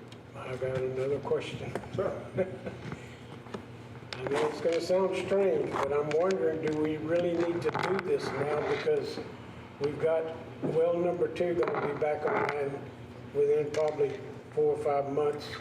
We're beginning well number 4, and we're putting a booster pump into well number 3. So do we really have to go through? I know this isn't for emergencies only, but do you still recommend that we do this in lieu of all these other wells we're working on and they're coming on? I wouldn't say in lieu of, I would say in addition to. I think that, based on, the need of water that you'll have and the demand, I think it's always good to have that additional kind of redundant source. Equipment failure, et cetera. We're in a good spot today with where we are. Water plant 2 being down, we're able to absorb. But as we continue to grow, this becomes more critical. And I would say, this action tonight doesn't commit you to do it. So if we go forward, we get the agreements in place, there's not a commitment to build. We can have that emergency interconnect agreement with Stanley Lake Mud and enact it, years down the road when we need to. So I would say at least to get the conversation started, get it papered up, it is worthwhile. And kind of we come back, if the table change, developers no longer wanting to participate, what does that cost look like, and then make a financial decision. Because you're right, we are doing a lot of water plant improvements. However, this gives us another source that there's zero maintenance on it. Constructing that line and making that interconnect is the cheapest source of redundant water that we can get. We don't have to maintain it; it's not a well. Is part of this going to have anything to do with us supplying water to HEB? No. No. Okay, this is a totally separate project. Correct. So currently the water line, if you look on page 180, I believe, of your packet, the water line ends just right near, let's call it the Pizza Shack sign, give or take. So this would extend the line across Stewart Creek Road to tie into their existing 12-inch line. And then the developer portion would extend this north up to that property behind it. It's a $100,000 insurance policy. Absolutely. And, yeah. Well, It'll be your name on the front page if we need to use it. Yeah. You don't want a room full of people saying they can't flush their toilets. That's Stan Donaldson's fault. Here's his address. Just kidding. Let's look at tonight. I'm sorry. No, you're good. All right. Council? I make a motion that we accept item 19. Wise job, wise choice. I second that. Motion by Stan, second by Casey, we accept item number 19 and font 72, exclamation point. It's debatable, amendable, request majority vote. All those in favor of accepting item number 19 as presented, say aye. Aye. Those opposed, say nay. The ayes have it, the motion carries, and we will accept number 19 as presented. Number 20, consideration of possible action on acceptance of a utility and economic feasibility study for the KHR Properties Commercial Tract Development Number 2415. All right. Good evening, everyone. Again, two more for me tonight. So what this is the presentation of the feasibility study for the Jack in the Box development. I'll hit the points of the feasibility study, the questions and concerns that we have as this would move forward. I'll then, as the owner or the franchisee mentioned a while ago regarding the special use permit, Ms. Tilley can provide more detail on that to answer your questions. But I will go through it and just ask the questions if you have it. So I'm starting on page 184 of your packets. Just as a reminder, this is the property on the southeast corner of 105 and 149. What used to be the auction house that was on the corner that the city was demolished years ago. Going through the actual development itself, so it's already within the city limits, so there's no annexation that would be required. As far as impact fees go, it's based on the size of their meter and estimated usage, so you're looking at roughly $50,000 in impact fees for this type of development. And based on their approximate build value and full build out based on the estimate they provided, they're looking at about a $750,000 development, and assuming 100% collection, that's about $3,000 a year in taxes. So not a big tax increase to the city from ad valorem. So this does not include sales tax. Sales tax is not part of our study, but just from an ad valorem standpoint. Moving on to the next page, page 185. So again, as far as the zoning and platting, the property is already zoned commercial. However, they're based on the use. Again, I'll have Ms. Tilley come up at the end and talk about the special use permit regarding the drive-through. And then as far as platting, it's currently not a platted property, so they would need to plat the property as part of the development. And at this time, they're not proposing or requesting any variances to it, but still early in the process. So going over to water and sewer capacity. So we did something a little bit different. So I know last time we presented this, we talked about how the big spreadsheet had a lot of numbers on it. So we made it graphical, so it's a whole lot easier to see. So I'll hit kind of the high points and really just kind of talk from that graph. But as far as what they're proposing, it's about 1,200, 1,300 gallons per day of water and sewer use, which in the grand scheme of things, it doesn't move the needle a whole lot. As far as utilities and where they would connect, there's both water and sewer to the tract or near the tract, so no public utility extensions are estimated. Speaking of capacities, if you go back in your packets to, tablet's running real slow.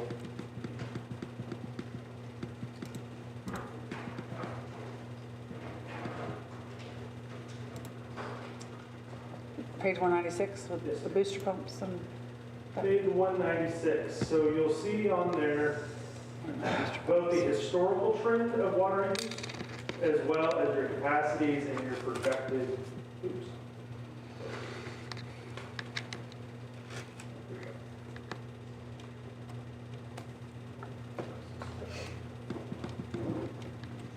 All right. So when you're looking at that graph, you see, on the orange line coming through, you see your actual historical flows from 2021 through the end of 2024, which you saw a little bit of increase, but not a ton of increase over that period of time. After that, obviously, there's a big increase that we're showing in a couple different scenarios that are shown on this graph. So the lowest one is, it's coming through in colors on your screen, the red dashed line. That is based on what is ready to connect today. Platted development, infrastructure is accepted, just ready to make those connections. So these include, things like open pad sites that are already on platted developments. These include houses in Hills of Town Creek Section 5, ready to connect those houses that don't exist today. But how, if everything that's ready to tap builds out, how that looks over time. So you see it, obviously it trends up significantly and it starts flattening out. And then the scenarios above that are the different items. So you have, what are developments that have a development agreement that are moving forward, and how would those build out based on their estimated projections? What are ones that are in feasibility or have talked to the city but don't have an agreement? And what are ones that are just, vacant tracts in the city that aren't being developed, aren't being looked at right now? You see is a pretty drastic increase between those. And so then what you have in the straight lines is your capacity with your planned improvements on those projects based on their timing. So a couple things to note. We project conservatively. So for example, right now, we are, when you look at your baseline of where we are today, based on our projections, we're at 525,000 gallons a day. Based on your actual numbers, 1%, you're at 474. So we have about a 50,000 gallon a day buffer in there, as well as all the intended usages are provided by developers based on kind of industry standards, which are typically higher. For example, houses are 360, and water is what industry standard would say. You actually see closer to 225. So just to give you kind of a perspective of where these come from. And then finally, they're all based on end of the year demand. So we know some of these projects are coming online. It's not going to be a linear trend that you're going to see these nor, do things. So, as we've been talking about as the reason that we're proceeding with water plant number 4, there is a need to continue to push and drive. We're at a point today where we're still in a really good spot. We have lots of capacity on the ground. Just kind of how the scenarios unfold and how the actual usages unfold till we get to that point of critical mass. So that's why continuing to push and drive and getting these projects completed are helpful. The other thing, especially to note on water plant capacity, all water plant capacity is based on your average daily flow. So when you see on this graph 568,000 gallons a day or 730,000 gallons a day, that's based on your average daily flow, which includes, or excludes, I should say, a 2.4 peaking factor. So your physical capacity of what you can produce out of your plant is 2.4 times higher than this. TCEQ rule says you need to design for the average daily flow. When we're projecting average daily flow, however, it is tight, and I want to reiterate that. And as these go and as these developments continue to proceed, we'll just have to keep a really close eye on it. Because if everyone goes forward, your the BCS properties and they have the hotel and the multifamily, those are big volume users that will just increase that timeline. Get out of control real quick. Here, but it's again continuing to push. So it's the same situation for sewer. So go to the next page, you'll see the sewer graph. Similar situation. We're a little bit.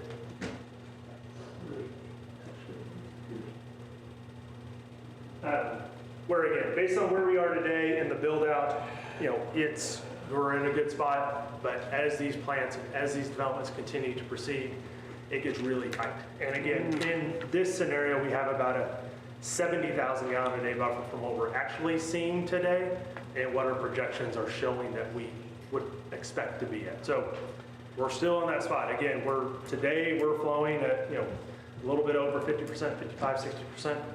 So we're in a good spot, but there's a lot of growth coming, a lot of kind of different scenarios of these different developments that will push us over. So as y'all have done, continuing to push these projects forward and going through different options on if we get to a crunch point, what those scenarios are. Does this wastewater projection make you lose sleep at night? It is close. What has me knowing how we built these conservatively gives me that pause, but I definitely would like, the city has been over the past several years very much in a build it just in time model. I would definitely like to get more on the proactive side of that and having the capacity as we go. Just it makes life a whole lot easier and calmer because as these developments go and as y'all have seen and as we've talked about, there's a lot of developments that have approached the city over the past even 3-4 months that we want to be able to absorb. So it's continuing these projects, making sure we have the permits and things in place so we're able to be as quick as we can, still build it in time, but not get too far ahead of ourselves. So, okay. Regarding drainage, so obviously this will go to TxDOT drainage, so they'll have to follow TxDOT drainage criteria. So right now they are proposing underground detention underneath their parking area, so that will have to follow TxDOT rules and regulations and get approval from them. As part of the plan review process, we'll have to see verification of that approval from TxDOT for their drainage. When is that going to happen? I can respond to that. We submitted the plans to TxDOT about a month ago to get it approved. So that's what's in their hands right now. So it's going to go to the area office to get the plans approved. So we got for the driveway plus the drain underground detention. So he was talking about it's going to meet TxDOT requirement, detention, and all that stuff. So hopefully we should hear something. So the way we've been doing that in the past, when we deal with local entities, there's any TxDOT requirements so that we won't get approval till TxDOT approve the plan. So that's a year away from this. And so we should hear something within a week or 2 or 3 weeks. I mean, they're behind a little bit, but that's where we are with TxDOT, the due process. Sir, can I get you to state your name for the record? My name is Sam Kazoo, K-H-A-Z-Z-O-U-M. I'm with SEK Engineering. We're the consultant for this job. Anybody has questions for me? Actually, I have a question for Chris. So the charts are great, and it gives us an aspect of where we sit overall. But how does this particular project fit into? So they are included in that green, and so that was one of the issues with the graph is one, they're looking at about 1,300 gallons a day. So it doesn't graphically change it a whole lot. So they, of all the developments from a capacity standpoint, 1,300 gallons a day doesn't change. It doesn't move the needle when we're talking about 500,000 gallon a day, 750,000 gallon a day facilities that bulk doesn't move the needle. Regarding traffic, that is another big concern of ours is obviously kind of where they're located on the hard corner with driveways onto TxDOT. So that it is our understanding they are in the process. They actually have obtained access easements, and Sam can talk to that here in a second. From the neighboring properties, one thing that we would require, and TxDOT's going to require, is to see a traffic impact analysis, including the queue length of the drive-through. So making sure that there's not a backup and proving on paper if there is a backup, how does that handle it? How does that impact 149, which is right there at the hard corner into that turn lane onto 105. So again, TxDOT would be the ultimate reviewer and approver of permits onto their driveways, and I think that's what Sam had mentioned is that they're working through that process. Another thing about the traffic is we have 2 drive-throughs, so that there won't be any backup. So we're going to have 2 drive-throughs for this. I don't understand the 2 drive-throughs. It's on the map. On your exhibit, it's a dual lane drive-through. So essentially, 2 lanes versus just one. My concern is that going in that drive-through and then going straight out to 149 and locking up traffic that way, people not going down the parking lot. Well, if there's no inlet onto 149. Chris, There am is I right here. mistaken? I thought that TxDOT was going to widen 149 in that general area. They are. So they're preparing a widening project all the way from Jackson Road to 105. So it's here and then we can fix there. This original plans, why we taking it's part of our plans, so that's orderly considered driveway taking. So that's all been considered, the fact that they're widening 149, correct? That's our understanding. Gas station's farther up. So just kind Next of, time will let us know if there's more driveway taking, they'll let us know. Well, this Mark can add to that. As far as I know, there's driveway taken and she submitted the plan to TxDOT. ask. So if there's any issue with it, no, drafted drawings. I know figures. There's only one way in and out, 149 or 105. So just kind of wrap up on kind of how do we go forward from here? So Ms. Tilly will come up and talk about the special use permit. So that's really step one. So obtaining the special use permit for the driveway use, or the drive-through use, excuse me, for the development.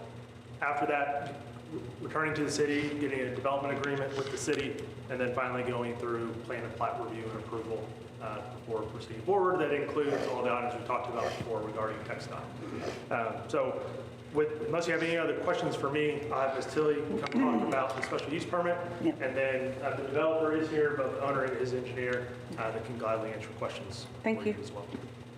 All right, Ms. Tilly? I have a copy of the zoning determination letter. I apologize, Ms. Marie, our city secretary, is upset with me because I did not get that into your packet. But here's a copy of the zoning determination letter. Okay. The what? Zoning determination.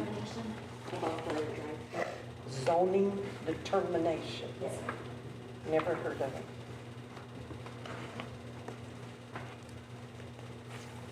It's our zoning and development recommendation and feedback. Are these people the only one that's having to get this? This is the first time I've ever heard of it. Because I don't think dairy, what's that? No. I don't think Chick-fil-A or Burger King or the donut shop. Well, if we didn't know we didn't go by the rules then. Well, this is from KHR Properties. Okay, go ahead. Yeah. Sorry. So based on my determination with the use that's going on this property, you have a restaurant. And accessory to that restaurant is the drive-through. Not all restaurants have a drive-through, but it is like an accessory use to a restaurant. And that is where I defined in here what a restaurant is, a fast food is, and what restaurant with drive-through is, as defined in the Oxford Dictionary. Dictionary. And because we don't have those definitions in our zoning ordinance, that's why I had to refer to the dictionary, I guess the Oxford Dictionary. As defined, the restaurant is a place where people pay to sit and eat meals that are cooked and served on the premises. Fast food is food that's kept hot or partially prepared by a snack bar or restaurant so that it can be served as a quick meal or taken away. And a restaurant with a drive-through service serves customers without them leaving their vehicles. When I made the determination, restaurant is permitted in a B commercial zoning district, which this property is located in a B commercial zoning district. However, if a use isn't specifically permitted or stated in the table of uses, which restaurant with drive-through is not specifically stated in there, then a special use permit would be traditionally required. And then if you continue on with accessory uses, there is a definition for accessory uses in our zoning ordinance, and that is a subordinate use that's customarily incidental to and located on the same lot occupied by the main use or the building. And if you look on the table of uses, accessory uses do require also a special use permit. And that's how I came to the conclusion that a special use permit would be required. Now, based on this determination, the property owner or the developer can definitely appeal this decision and explain how I erred in coming up with that determination and bring it to the Board of Adjustments to appeal that decision. But otherwise, they could come in for a special use permit and then a determination can be made. If conditions are going to be needed on that special use permit, that's the time that it would be added. But it would first go to the Planning and Zoning Commission for their review. They would look at the comprehensive plan and its effect on neighboring properties. So let me ask you something, Tilly. Our special use permit, it says restaurant, right? I mean, it doesn't say anything about a restaurant needing a special use permit, Correct, right? correct. Does it define what a restaurant is in our ordinances, or is that something that you took lenience to do? I looked in the online and checked for the Oxford Dictionary. So it's never excluded, though? A drive-through is never excluded from the definition of a restaurant? It doesn't mention a drive-through in the definition. It's not of a excluded? restaurant. It's not included, nor is it excluded. Right, and our ordinance doesn't exclude a drive-through. So I feel this as a stretch, right? And I know you're doing what was requested of you. We have never asked a restaurant in this town for a special use permit for a drive-through. Okay? And to do that now, based on some very, very, very thin reaching, I think is unfair. I think Tilly's doing her job of making us aware. And just because it hasn't been done, I hate that excuse, we have always done it this way, so we gotta continue. Just because it hasn't been done doesn't mean it can't be done. And You might have a rotary phone then. Well, I guess I'm saying is that every single restaurant then we need to define what a restaurant is. And since a restaurant, by definition, does not say yes or no, then our ordinance doesn't say yes or no either. For then us to say, oh no, we define it as this. We have no legal definition saying we can do that. We have no ordinance to stand on and no legal definition. It's a stretch. I just looked it up, Googled it, and it says, yes, a sit-down restaurant is different from a drive-through, as a sit-down restaurant refers to a place where you are seated at a table and served by a waiter, while a drive-through is a fast food option where you order and receive your food from a car without leaving it, typically with limited menu options and faster food Will service. the Jack in the Box have sit-down service, or is it strictly drive-through? Yes, that's sit down. Do you- So they're a restaurant. It's a restaurant. No, but no, they further define what sit-down, you were talking over me, what a drive-through means versus what a sit-down means. That they define those two in here. As one or the other, but this has both. Right, but what are you then? Are you a restaurant or are you a drive-through? You're a restaurant that has a drive-through. It says Which is one or an the other. accessory use, which No, it's that's not what she's saying, accessory is an use. accessory It's not. use. It's not. It's a restaurant. Tomato, tomato. I think it is. You think it's not. All I'm saying is our ordinance does not call out anywhere that a restaurant needs a special use permit. No, our ordinance says that a restaurant is permitted. Is permitted. In a commercial Right. business. Yes, But, that's right. but what I guess what I'm saying is it doesn't define what a restaurant is. And every restaurant, whether they have a drive-through or not, if they have sit-down, that's defined as a restaurant. Yes. And that's what she's saying, the accessory, because some have drive-throughs and some don't. So that's a difference. It's an incidental use. Yes. How accessory use is defined that's- in our ordinance. I still think it's a reach, so.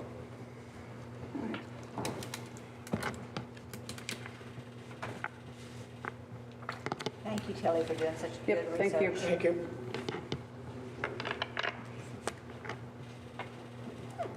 So, as a reminder on this item, it's not approval, it's acceptance of the study, and it's just moved through the process and what was outlined before. So they can appeal the decision, which will go to planning and zoning, the board of adjustments, and then you all act as board of adjustments and ultimately come back to y'all on the use of the property. And then they would proceed through requesting development application and, or excuse me, development agreement, and then moving through the plan plat process if they so choose.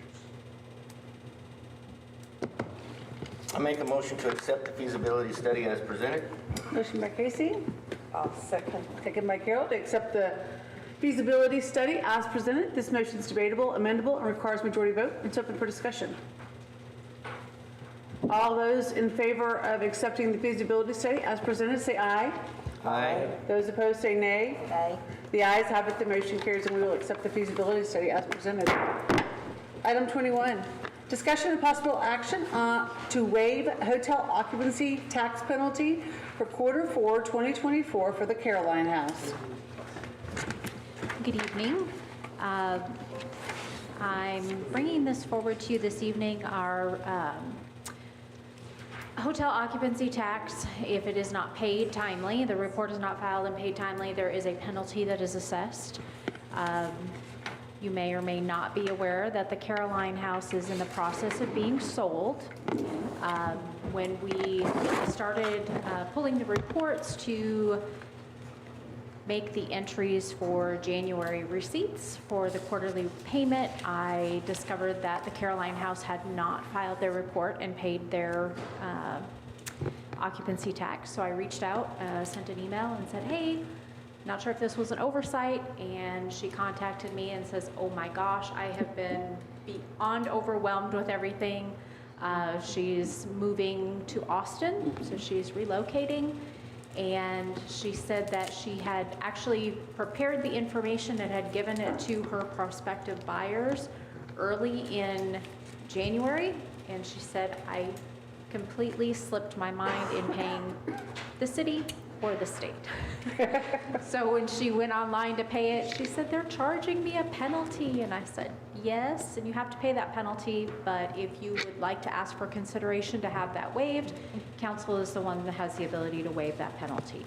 She has paid the tax. The Caroline House, for as far back as I can see, has never had a late payment. Never had a penalty. And the documentation that was provided to you, you see that she also submitted a request to the state for a waiver of such. Anybody has any questions? To waive the hotel occupancy tax penalty I for second it. Q4 for the Caroline House. I second it. It's been moved by Carol, second by Cheryl to waive the hotel occupancy tax penalty amount for the Q4 taxes. This motion is debatable, amendable, requires majority vote. All those in favor of waiving the penalty tax, hot taxes penalty payment, say aye. Aye. Those opposed say nay. The ayes have it, the motion carries. We will waive it. Thank you. That's the right thing Thank to you, do. Mary Ann. All right, and then departmental reports, we only have one, Chief? Only one report Nobody else worked? for the month? Just one report. It was supposed to be on here as well, but it's not, so I guess we can talk about it.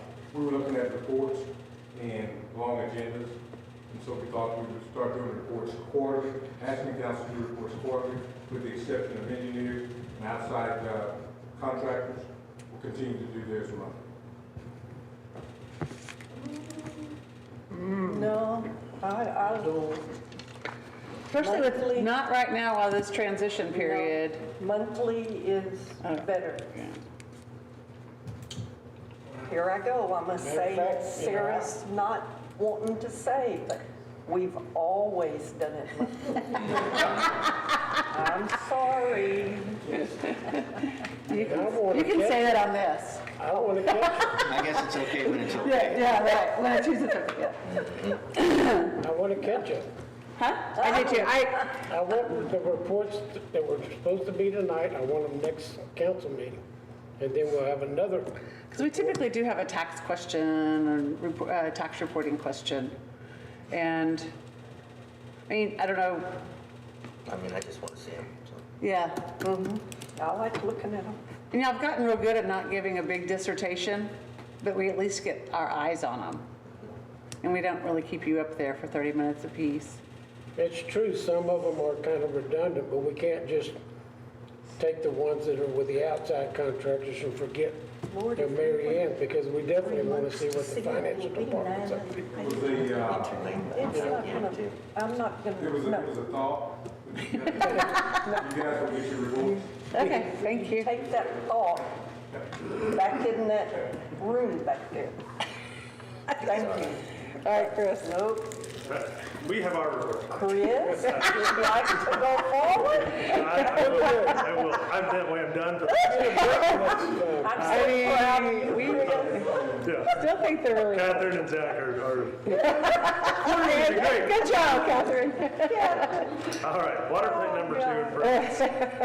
First item on your report, we did receive 2 pay estimates this month. We did since receive the GST foundation design earlier yesterday, so they're going through that. One thing to note, they are starting overnight drill operations while they're finishing up the well. So they have sent door hangers and notices personally. to all the to everyone around Said it them. might be getting loud. I said, it's nothing new, it's been loud. That is coming up. It'll last for a few weeks while they get the well finished, and then they'll go back to normal business hours. Item 2, going on to the next page of our report, the 1097 sewer project. That project is complete. Had a final walkthrough last week. That bypass has been taken down and returned, so that is up and operational. Sewer rehab phase 1, we had a meeting with the contractor. We're reviewing the final videos to close that out. No real updates on the force main extension. Waiting on vegetation, and also the force main just sitting unused right now, waiting for Redbird. So once that Briarly, waiting for Briarly to finish their lift station, and they'll connect to it. The old Plantersville water line extension should be complete. We are now just only waiting on the safety crew from BNSF to become available to be on site.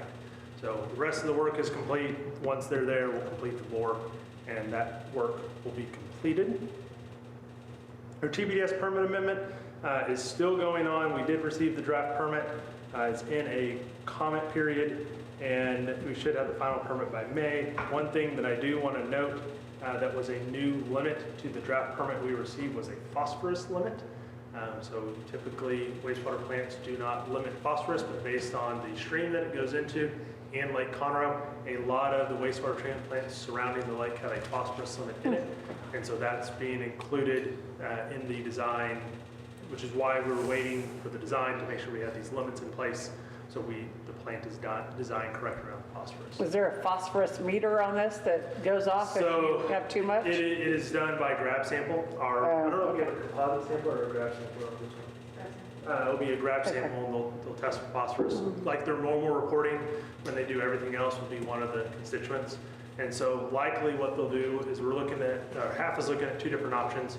One is some additional filtration on the back end to help clean it, or a alum feed system, which helps remove the phosphorus that way. Okay. So 2 different routes, and they'll come back through a couple cost alternatives, pros and cons. We had, I'm jumping ahead, but we had a kickoff meeting with them last week, and staff and the operator, so everyone was on the same page that it's going to be operationally what the operator needs. Also related to the Town Creek wastewater treatment plant expansion, there are 2 grant opportunities, or excuse me, loan opportunities, low interest loan opportunities with the Water Development Board. So we are submitting and working with HAF to submit project information forms, which are quick 1-2 pagers that gets you into the system. Kind of the first round, projects that get selected, then you go to the full application. So we're wrapping those up to have submitted next week to at least get us in the queue for both Water Plant 4 and the wastewater treatment plant. Moving on to page 4 of our report, we've already talked about number 10. Number 11, TxDOT has finally accepted the signal fully back on February the 17th. So we're completing the final closeout documents to do the final true-up with Home Depot on the cost that they paid for that project. Both 12 and 13 are in design. We were wrapping up survey on the College Street drainage. We're expecting to complete design and start bidding in April. And the booster pump addition, getting that to the TCQ for approval in March. Moving on to developments, I'm not going to go, yes, sir. Did you figure out a way to do that and keep traffic flowing? Not yet. No, not yet. So we're on our list is to getting the survey back, making sure we have preliminary design, and then sitting down with the property owners once you have a better understanding of timeline. So that is on the list, but we have not had those conversations as of yet. Development items are related below. Nothing major to point out. A lot of ones we haven't received comments back. When we go over to plat reviews, we have returned comments to the Athletic Center, Heritage Grove, and we will have both 612 Worsham and Buffalo Springs Section 2 plat out tomorrow. The final in my inbox. Where's Heritage Grove? Heritage Grove is Tri-Point. Okay. It used to be Legacy. It's not Legacy. Oh, It used to be is now the Legacy Grove development. This is the Tri-Point development. Okay, Tri-Point, I know Tri-Point. By Yeah. Mid-South. Okay, and now what it's going to be called? Legacy Grove. Legacy Grove. Legacy. Legacy Grove. Okay, thank you. New owners in this one also? Nope, No, same same people, they type just one. Just new name. New names, keep us on our toes. Repackaged it. It's really hard to. Top of page 6, you'll see update of the Redbird project we talked about today. One thing I don't have on here that worth mentioning, we did do a final walkthrough of the CTE Center on Thursday of last week, Friday, regarding their public water, public sewer, and also took a look at their storm outfall because that was a big concern just with the design of the creek. So we have a minor punch list items that they're working to address, and then we'll come back for acceptance of that. Are we confident in that drainage? When I did my walkthrough, I haven't, makes me nervous. I was not on site. Yeah. What I've heard, it looks like it's in pretty good shape, but I'll take a look to see what we have for that punch list is issued. Flagship Boulevard, to note, contractor's been really slow at responding. We sent a letter to his bonding company. He then responded, and he should have the work complete by the end of the month. If he doesn't, we'll go straight to the bonding company and request to pull his bond to have the work completed. And the other items on here, nothing mainly to note. One thing on continuation with the funding discussion, we have a call set up with your financial advisor early next week. We completed a couple additional analysis of the rates, sitting down with him, going through some funding options to bring back kind of a full package to y'all. And then following that, you'll see an updated map on the last page of your packets, showing all the developments in the city and their current names. What is 612 Worsham? 612 Worsham is the, so the southern end of Worsham where it makes the turn, there's a piece of property that it also, if you go down to the end of Louisa, it backs up there as well. So they have a small drive onto Worsham. Kind of by the Duncans. By the Duncans, you know, Say that- between say there that and over. LA's or Washington. So, Close to the houses. Yeah. correct. Yeah. Yeah, just So south. it was Cheatham at one time? Yes. Correct. It is, But not, Patty is her name. right. not on Worsham? It's Worsham facing. Yeah, I don't have an exhibit with me, but Between it's a Lisa really Martin. odd-shaped property. Lisa and Right Huss. beside Lisa Martin's house. Yeah. Right. So there's It used to access be a onto Worsham, just triple south wide of the mobile Husses. home there. There's like 7 a kind of acres a or long, something, I think. skinny strip, Yes. kind of at the bottom where Worsham makes the turn. And then the majority of the property sits behind Worsham Street, kind of what I would more relate to coming on the back if you're going from Lisa. It's behind my house, Carol. Yeah. So So they're somebody just platting it as a interested in single reserve. that again? They're not subdividing it, they're just being platted as a single Oh. reserve. Okay. So Huh. Interesting. that's all I have, unless you have any questions. Wait a minute, so it's recently changed hands? The owner's on the plat, I wasn't. Patty Coatwell. I think it's changed hands a couple of times. I think she's the original, yeah. She's what? She's building a barn dominion. That, because of the development, she's not platted, so she needs to have it Yeah. plat. Yeah.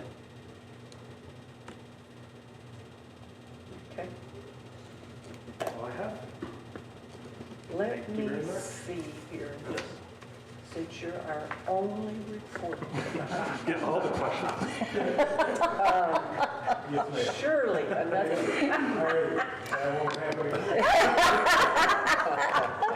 It's on the record. Yeah, Chief will get the engineering report next week. Oh, I bet he gets it. Memo will go out tonight on it. Oh, God. Thank you. Thank you. Thank you, Chris. Thanks. I make a motion to approve the departmental updates engineering. Motion by Carol. I second. Second by Casey to accept the only departmental report done by our engineering. All those in favor say aye. Aye. The ayes have it. We will accept the one and only report we got. Okay, so next up, council inquiry. No, don't mute her. No? Yeah, okay, well, we have that next. Yeah, so Okay. street. No. I have no idea. No. Inquiry. Saturday night, Mardi Gras, and Larry Jacobs parking lot, Crawfish Kai and Bar and Vines. Should be fun, great weather. It's just daytime though. Yep. It's 12 to 5. I thought it was going to be 12 to 9, No, but I got 12 to 5. It's fine when they Yeah. come to MEDC. Okay. Yeah. Oh, at 2 o'clock, my great grandbaby's having his birthday party. And Bring yours, Carol. today was a public hearing at Commissioners Court because of the 10 o'clock meeting here. I couldn't make it there. Is about Lone Star Parkway and the bond. Can we follow up with Commissioner Walker? I just got a note from him to get a meeting with him. But I'm very interested. And one, we got the letters, the lady that came up here about putting a stop sign or a stop light at Lone Star Parkway and Boat Arc.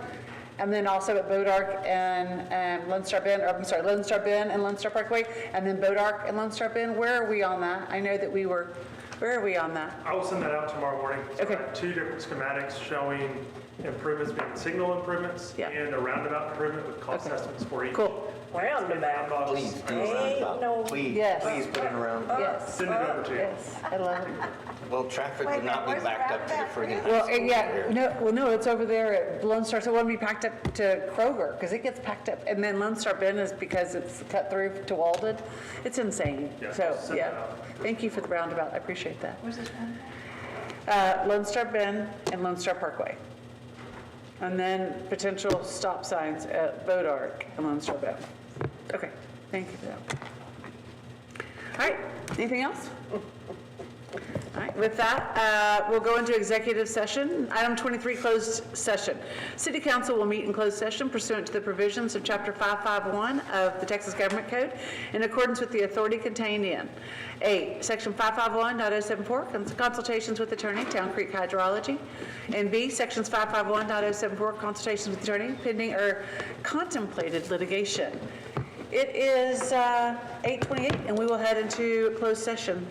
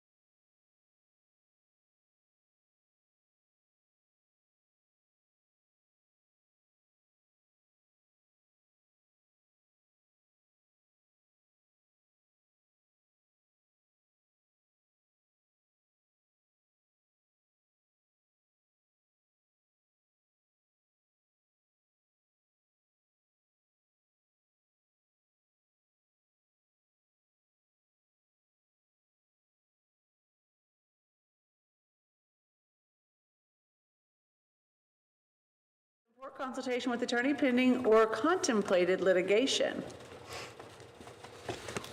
Make a motion to approve the release of and contract of settlement that was discussed in the executive session. It's been moved by Casey, seconded by Cheryl. We'll give that one to you. To approve the release of settlement discussed in executive session. All those in favor say aye. Aye. Aye.